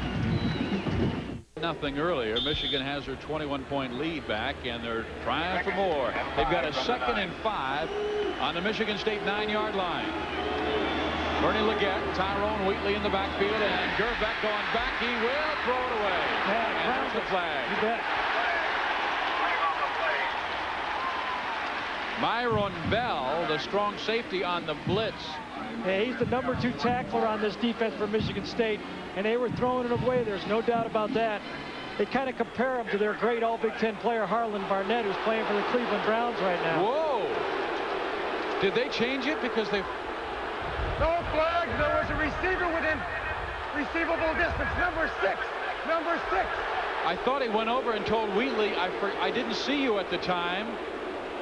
Well, and I'll tell you, this is a big break right here. You see him, he's got the sack right here. He's going to throw the ball. And let's see if he even looks at Wheatley. His eyes no more look for Wheatley. That's intentional grounding, sack, everything in between if you want to do it. That's a call that really stretches your imagination. As a fair call right there. That's not even close. George Perlis had that give me a break look on his face. Opening moments, fourth period. Got man-to-man on Desmond. And they're looking to him, and they throw. He can't hold on to it in the end zone. He was wide open. Haller was beaten badly. Haller was beaten. Haller slipped on the play. Watch him give him a little juke. He thinks he's going to the outside. Haller falls down. I'll tell you what, this is one of those throws. That's the first diving catch I haven't seen him made this year. But I know Elvis Grbac is upset with himself not delivering that one. He had all day to throw it, nobody in the picture. And he's just too tough to cover man-to-man. Haller just slips on the play, and that was a sure touchdown. Hey, a little justice there on that one, let's say. 26-yard field goal attempt is through. And Michigan has pushed the lead to 38-14 over their arch rivals, the Michigan State Spartans. 26 yards. It is Michigan. 14:48 to play. Let's check in with Tim Brando. All right, thank you very much, gentlemen. It is 1-0 in the NLCS. John Smoltz gives up a solo shot to Orlando Merced as they have now moved into the bottom half of the first inning there. Now, we're going to talk about Baylor and Rice. Grant Teaff goes to the fullback pick off the Belly series. What a great run here by John Henry. 64 yards against the Rice Owls. They were up by a touchdown at the time. Baylor is driving again inside the Rice 20, tied at 17 in the third. I love when Tim sneaks out a little of that Shreveport talk on us. The Belly series. It's amazing he can cover it up all the rest of the time. Well, tough break for Michigan State there. They had a big sack. Should have been intentional grounding on the play, and they end up having to give up 3 points. I know Gerbac's upset with himself not being able to deliver the ball to that man right there, Desmond Howard, but you don't get him any more open than that. He put a little dance step on Alan Haller. The great ones are so hard to jam coming off the line of scrimmage, and that's what you know, he's so good at, is getting away from that giant jam. Courtney Hawkins from the 3, out past the 20-yard line, where David Ritter makes the tackle. Tell you, the second half, Michigan State, they've been throwing the ball more, but Michigan's rushing game in the second half has been the defense. They've ran the ball already 165 yards basically in the third quarter. Michigan State has only been able to run the ball 30 yards in the second half. Big difference in the football game. You know, and I really attribute it to, we started off our game with it. Desmond Howard is the difference. Not very many football teams set up their running game with a passing attack, and that's what Gary Moeller and Michigan has done this year, why they're so tough to stop. Jim Miller goes to Tico Duckett, and he tries to find a hole but cannot. You know, you were talking about him wearing the Lorenzo White shoulder pads. We were asking what kind of a running back is he, and he said he's a picker, a lot like Lorenzo White. We've got a slasher small, and he's a lot like Blake Ezor. Small's like Blake Ezor. This guy's like you know, Lorenzo White, as you said, but none of them can really show their stuff when they're running up there and there's 4 or 5 guys to beat, and that's been the problem. They have not been able to move people off the line of scrimmage.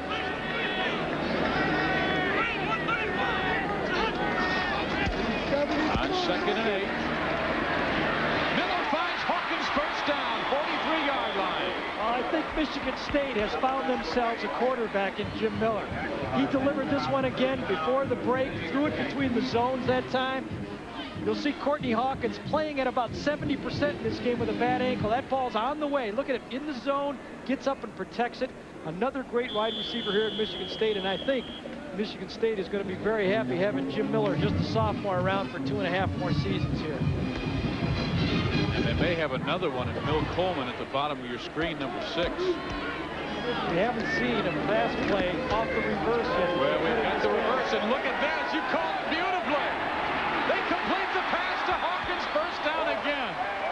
Gary Gary Danielson, what do you have, a magic line? You know what's coming? I'll tell you, this is when you have a receiver who can throw the ball, what you like to do. Milt Coleman's going to come around to the outside. Michigan did not blow this play. Milt Coleman right here is going to come around, get the pitch, and throw the pass from back here. Michigan did a good job of sensing this play and playing the zone. Here you see it. Nobody's really fooled. Let's stop it right here. You can see they got a safety back here. There's a safety back in this corner just outside the play. But he throws a good pass to Courtney Hawkins for another big play for Michigan State. Gain of 21. Miller has to scramble. Incomplete. He was throwing it away. Now I remember, George Perlis told us yesterday, he said, Gary, on play 64 of this game, we're going to run the reverse pass. Huh? Well, too bad I couldn't tell Lloyd Carr that they had that play in. But, you know, we heard that they had it in. A couple of students told us they had that pass play in. And we've been looking for it. And that seemed to me like the opportune time to spring it. I know George would love to have had a closer game to use it at that point.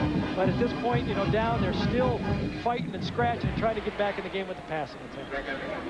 He has done a great job here at Michigan State. 7 straight winning seasons.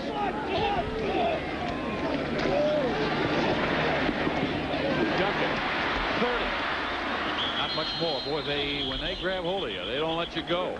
Marcus Walker, who has replaced the injured Steve Morrison at inside linebacker, and they don't lose much. Yeah, Marcus Walker, just a redshirt freshman. You know, in high school, he was ranked 33rd out of 411 students. He was academic All-American and a real student, and comes here and he's playing linebacker in the Big Ten, and he's going to be an outstanding football player for the Wolverines in the future. He's got to get in shape though. He's tired already. 3rd down 4. Uh-oh. Tony Henderson nose guard there. The first sack by Michigan today. Tony Hutchinson has taken over for Stanley at nose guard because he's a little better pass rusher. Number 79 right there. Chris Hutchinson, the other defensive end tackle type position, is in that situation to put pressure also. Michigan is able to come in and get a sack when they really needed it. Kind of surprised right here that Michigan State is going to punt the football, and I think the crowd is wishing they'd go for it also. Yeah, they're down 38-14 with 12:09 to play. Butler on, so Howard goes back to receive, standing at his 10-yard line. Yeah, they're missing a guy, I tell you. They're just going to have to let the clock kill right here. 6 seconds. A penalty doesn't hurt them. They do not want to waste a timeout. No problem, no problem. Kicking from the 38 or the 43 is the same thing, so it's no factor penalty right there. I wouldn't be surprised if Michigan didn't decline it and force them to kick it a little closer.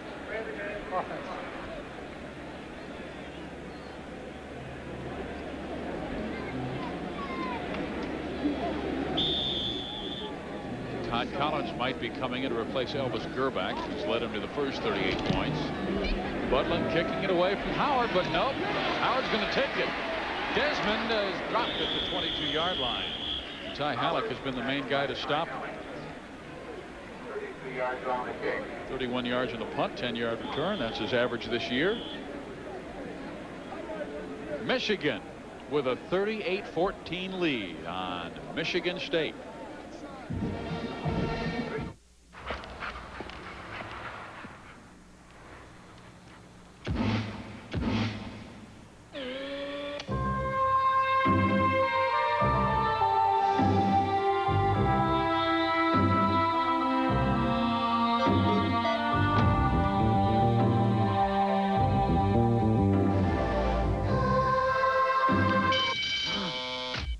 The Nissan Maxima GXE. Pleasant dreams. This new GE 31-inch color television makes it easy to choose the right big screen TV. It has a universal remote. A breathtaking Ultimate Highlight Show 2 weeks from Ultimate Highlight Show 2 weeks from tomorrow. We've got the Redskins and the Giants. 7:30 Eastern Time, right here on ESPN. That's your old teammate, Ernest Biner. Ernest Biner. There you see Gerbach. He's able to sit back. Desmond Howard. Those are high school teammates, right? St. Joe, Cleveland St. Joe. Teammate, basketball players, did the whole thing. Ellison with the catch. Tim Brando, what's going on? Ray Goff went 4-7 last year. More importantly, in his 2 seasons, his ball club has never beaten Ole Miss. It was a 3-point game, and then Larry Ware took off for his 2nd touchdown rushing in the game. Look at him get away from that tackler. It is a 27-17 game. All the scores coming up after your ball game, gentlemen, with Chris and Lee on our scoreboard. Yeah, that Georgia offense took a little criticism earlier this year, but they've got 22 points against a pretty good team. 38-14, Michigan over the Spartans with 7:55 to play. A lot of substitutes in that offensive line now, too. Doug Skeen is in. Mark Millia's in at the center, I think. Gary Moeller's able to substitute a lot of players and give some of these backups a chance to play. That's what he said has been the tough thing about playing this schedule, is he hasn't been able to play his second-line kids. And if there were some injuries, he'd have guys going into Big Ten games that haven't played so far in this game. Bad night. Yeah, very accurate passer. You know, he had kind of a rough game against Florida State when he had those interceptions. But Gary Moeller told us that he was impressed the way he fought, came back in that football game, and played it right to the end. And they'll have bragging rights for a year after that tough loss at Ann Arbor last year, 28-27. Collins on 1st and 10. Will throw.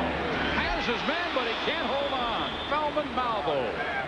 Well, I tell you, this Collins looks good. I mean, we were at Illinois talking to John Makovic.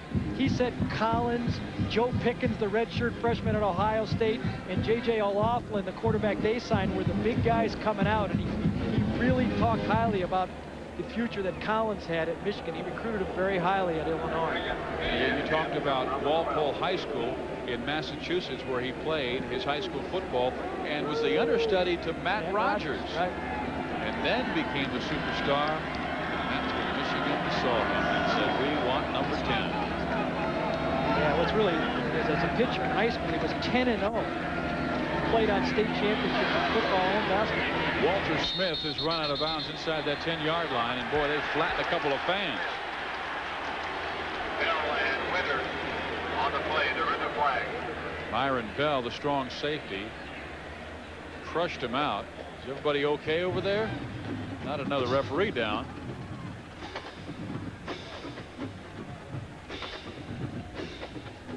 Yep. I mean, they were getting pretty deep on that sideline.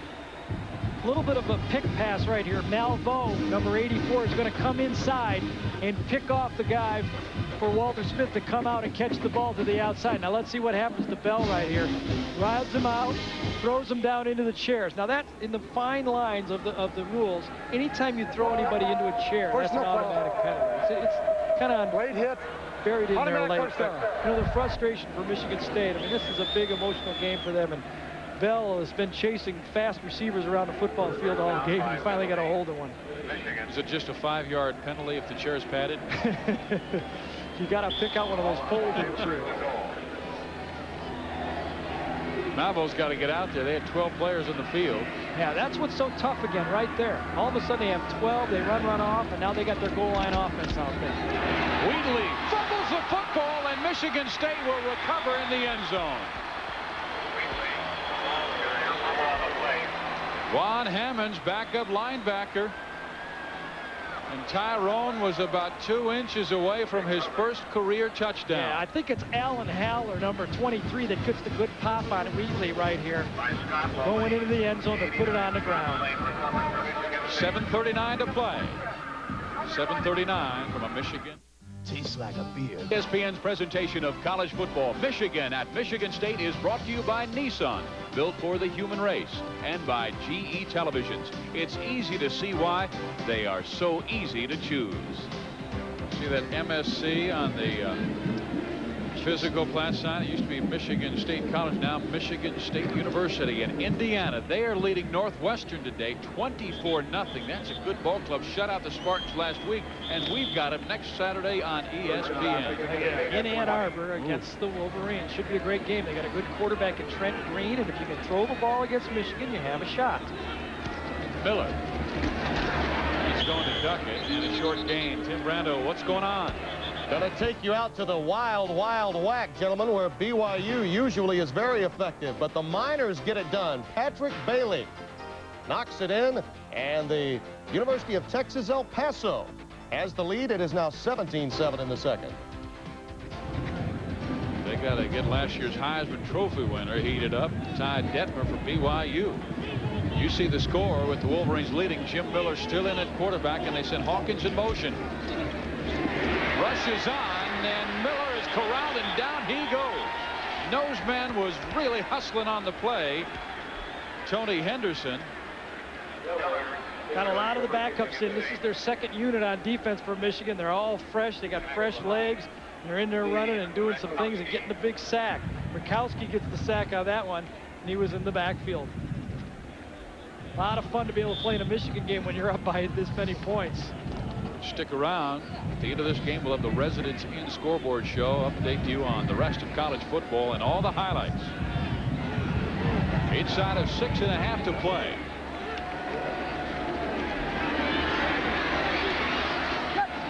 Coleman was knocked down, no flag, it's intercepted. And here goes David Ritter. Inside the 5-yard line. 32-yard interception return by nickelback David Ritter.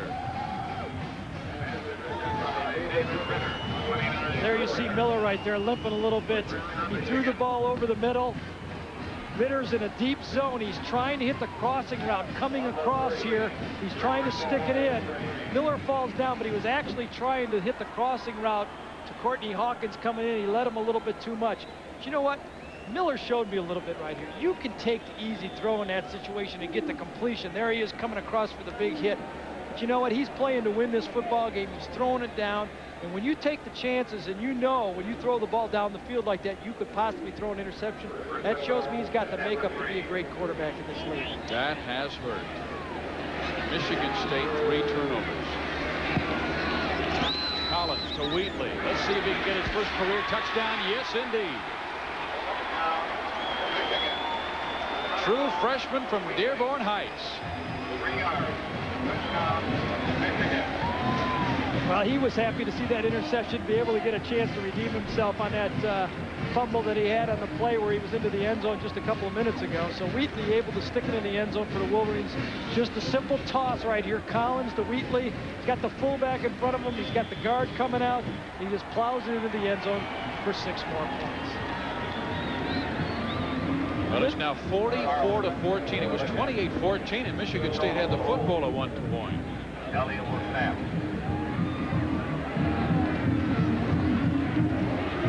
Carlson is through again and make it Michigan 45, Michigan State 14.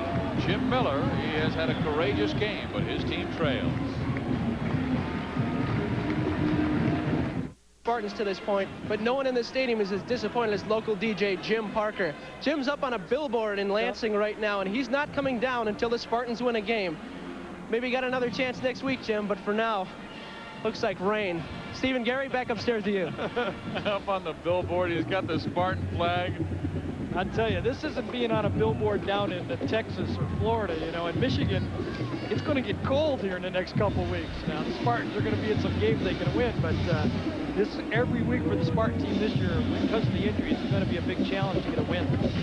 He could be there a while. 6:08 to play. Hawkins. His long return in his career is 85. He gets to the outside and falls down as Carlton. The kicker comes up, J.D. Carlson, to trip him up. And Michigan State will have the football at the 30-yard line. Courtney Hawkins, you know, one of those type of athletes that you don't get every 2 or 3 years. He comes along once every 5 or 6 years. You love to feature him, and it's such a tough for him to go out as a senior now. And these guys have had such great games against Michigan in the past, and now it's a little bit of a blowout. And, you know, don't take it so bad. You know, you got one of those things that happen with injuries. It's part of playing football. McFarland and Coleman come to the left side. One lone setback, 3 wide receivers. They'll give it to Sebastian Small. He's out past the 35-yard line.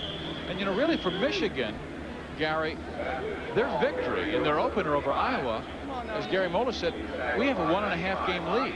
for the Rose Bowl because we knocked off a team we really think is going to contend this year. Well, they have a 1.5 game lead over Iowa, but look out for Illinois, Ohio State. You know, that game's going to be today. One of those teams next week, and those teams are good football teams. Verduzco's going to keep Illinois in every football game. So a lot of games yet. Next week we've got Indiana and Michigan. McFarland with the catch out of bounds. Tim Brando, what's going on? You asked for Ty Detmer, the Heisman Trophy winner of a year ago, to get it together, Steve. Well, he does, and he gets some help from his receiver. Watch Eric Drag over number 5, Othell West. That may be offensive pass interference. But on the tip drill, Drag pulls it in. BYU pulls to within 3 in so doing. Tim, the other day, Gary Danielson grabs 3 footballs and he's juggling them in the air. Does that come from the tip drill? Well, that comes from being pulled in and out of the game and nothing to do on the sideline. Hey, that guy's about as good as you. There's an incompletion to Mill Coleman. And it'll be 3rd down and 10 yards to go. Next Saturday in the Big Ten on ESPN, Indiana at Ann Arbor. Number 5 team in the nation in Indiana. They keep moving on. They're beating up Northwestern today. That's at 12:30 Eastern time. Then our primetime game. Notre Dame, number 7 in the country, and Rick Myers got them much improved against Air Force and their wishbone. That's Ron Franklin and Mike Godfrey. Bill Coleman with the catch of the 1st down. 13 yards in the play. All right, a lot of question here. Now, why do you have Miller in the game? Why do you have Coleman in the game? You know, the score is out, 5 minutes to go. Could you possibly get him hurt? Michigan State needs plays. These guys have not played a lot. They need experience in games. Every snap they get in this game is going to help them down the schedule in Indiana, Michigan State, Purdue, all the rest of the games. Every snap helps Mill Coleman and Jim Miller.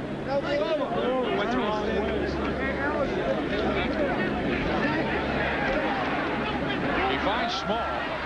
Small cuts up. He's got the 1st down inside the 30-yard line near the 28. The Spartans next week play Minnesota here at home, and then they go to Ohio State before they get Northwestern, Wisconsin, and Purdue.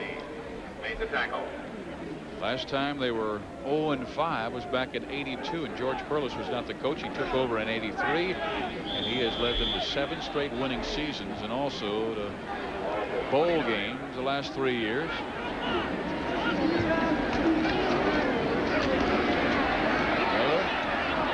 Small again.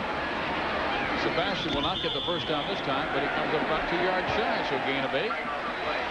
And the flag is down. Yeah, I think they're going to get a little piling on. Late hits right there when he was down.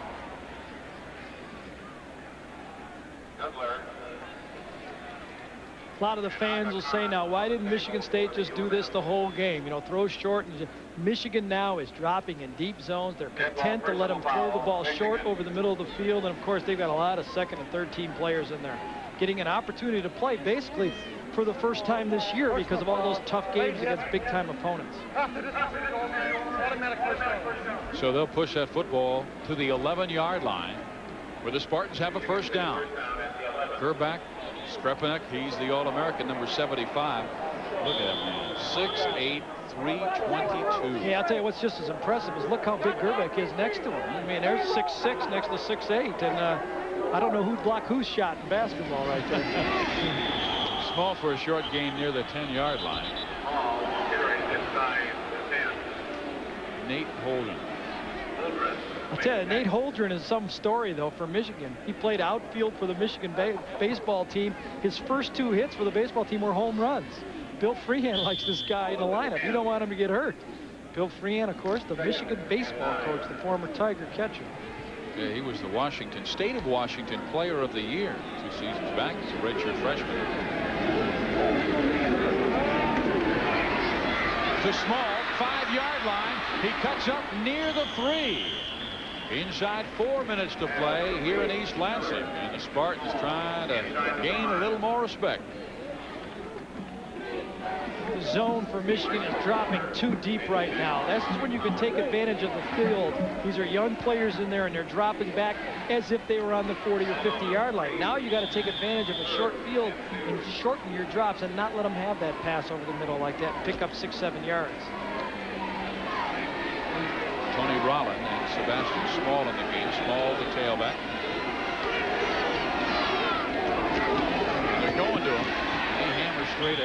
the way he runs. He sticks his nose in there.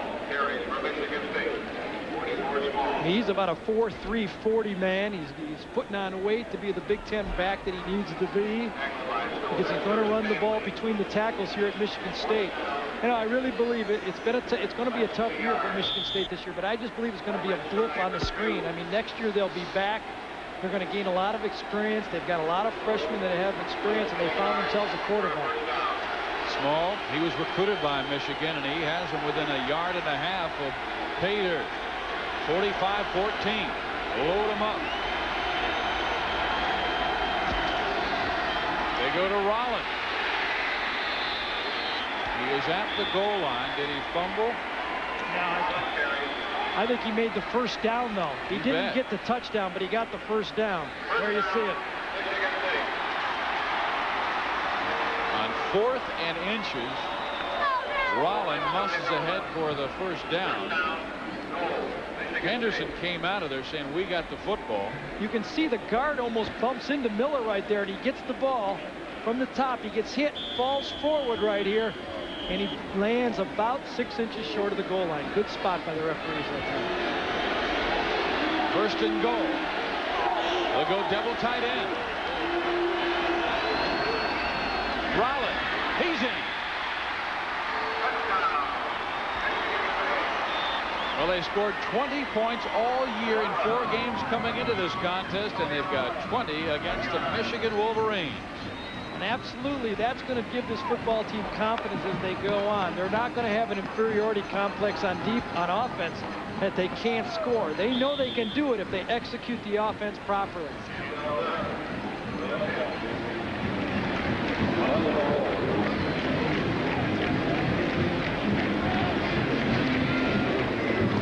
Melbourne with the point after. Michigan leads by 24, but the Spartans' offense is much improved.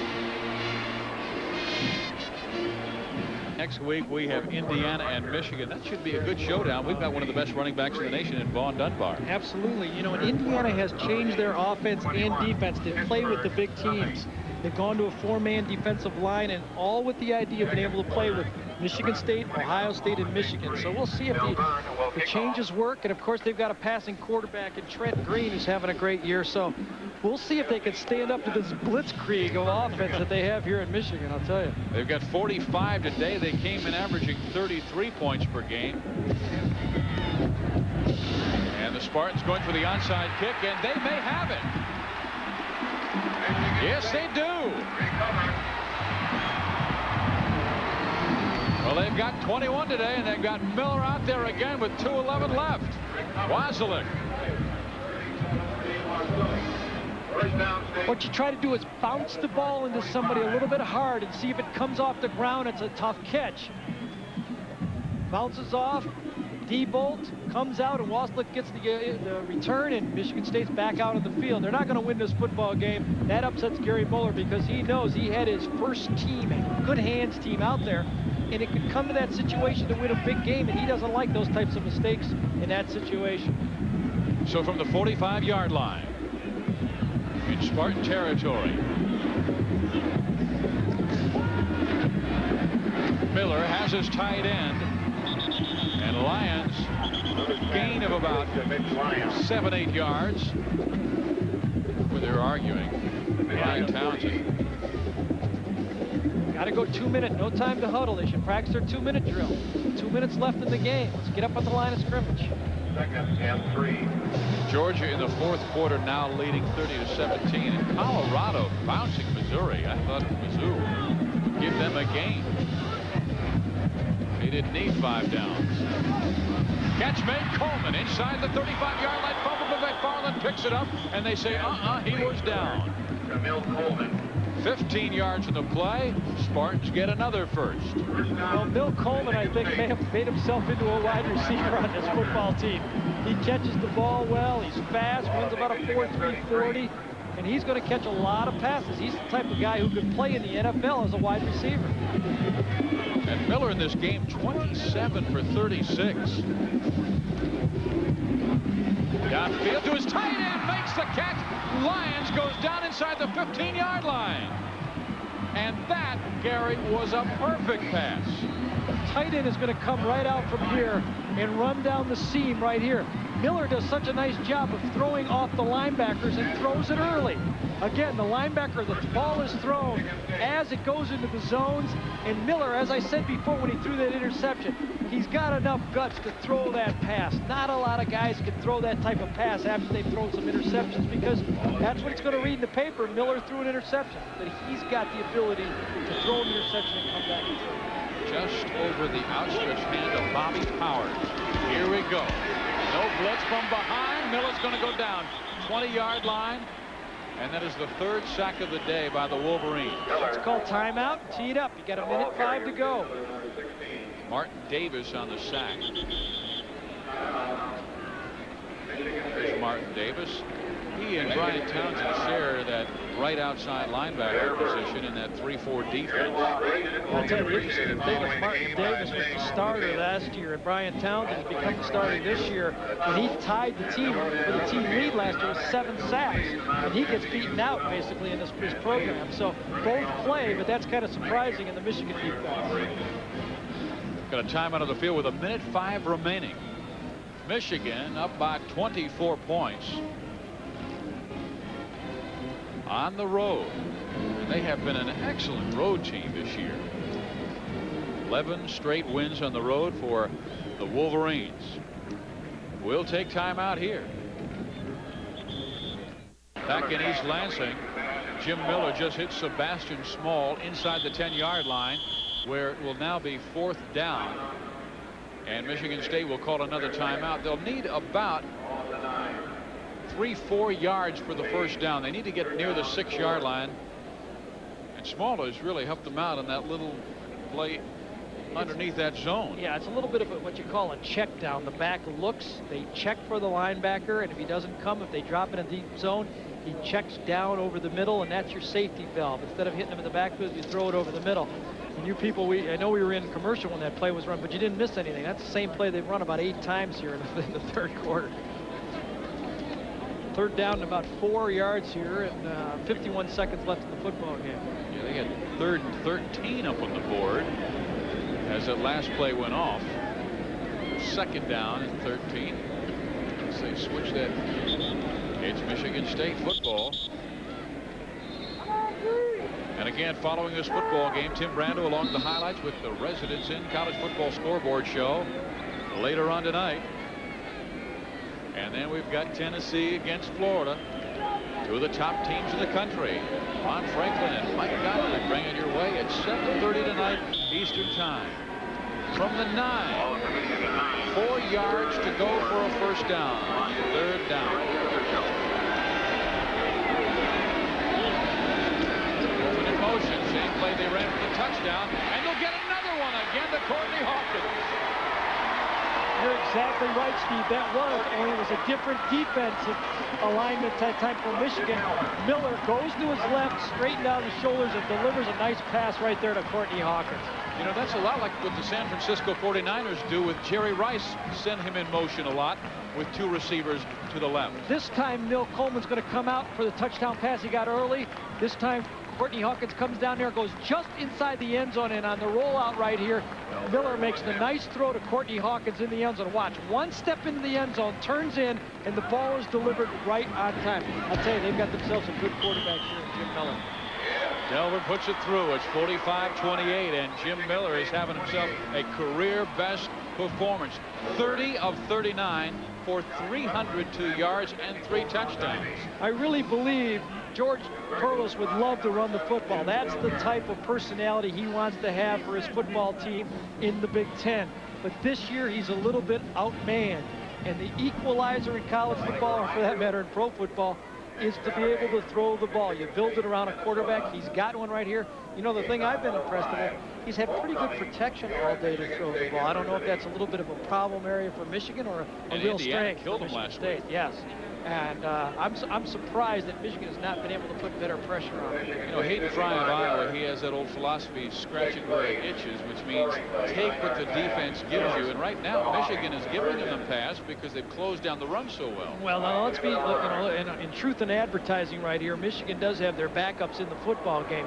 However, the execution has still been there. You still have to throw the ball from point A to point B no matter who you're playing against, even if it's just against the air. And I've seen some quarterbacks in the last year and a half in college football that haven't been able to do that against nobody. So we're going to see another onside kick again.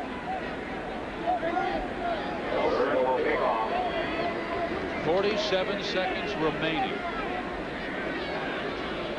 One of the great rivalries in college football, Wolverines and the Spartans. Elverly going to try and find a little magic again, but this time Van Dyne up there has one of the best pair of hands on the Michigan football team, makes it, and Michigan will have that ball. We are at Spartan Stadium, 80,000 plus, the biggest crowd ever to watch the Spartans at East Lansing against the Wolverines, 45-28. Following this contest, Tim Brando will have an abbreviated college football scoreboard show because we're going to PGA golf, and it's the Las Vegas Invitational. If you saw it yesterday, you saw Chip Beck on the 18th hole from 3 feet away. His knees shaking maybe a little, hit a 59. What was it, Guyberger last time? Yeah. Well, I had a 59. Did you? Yeah, okay. It was on the 13th hole. When I had and you had to make it through the little arches? Yeah, that's right, the windmill.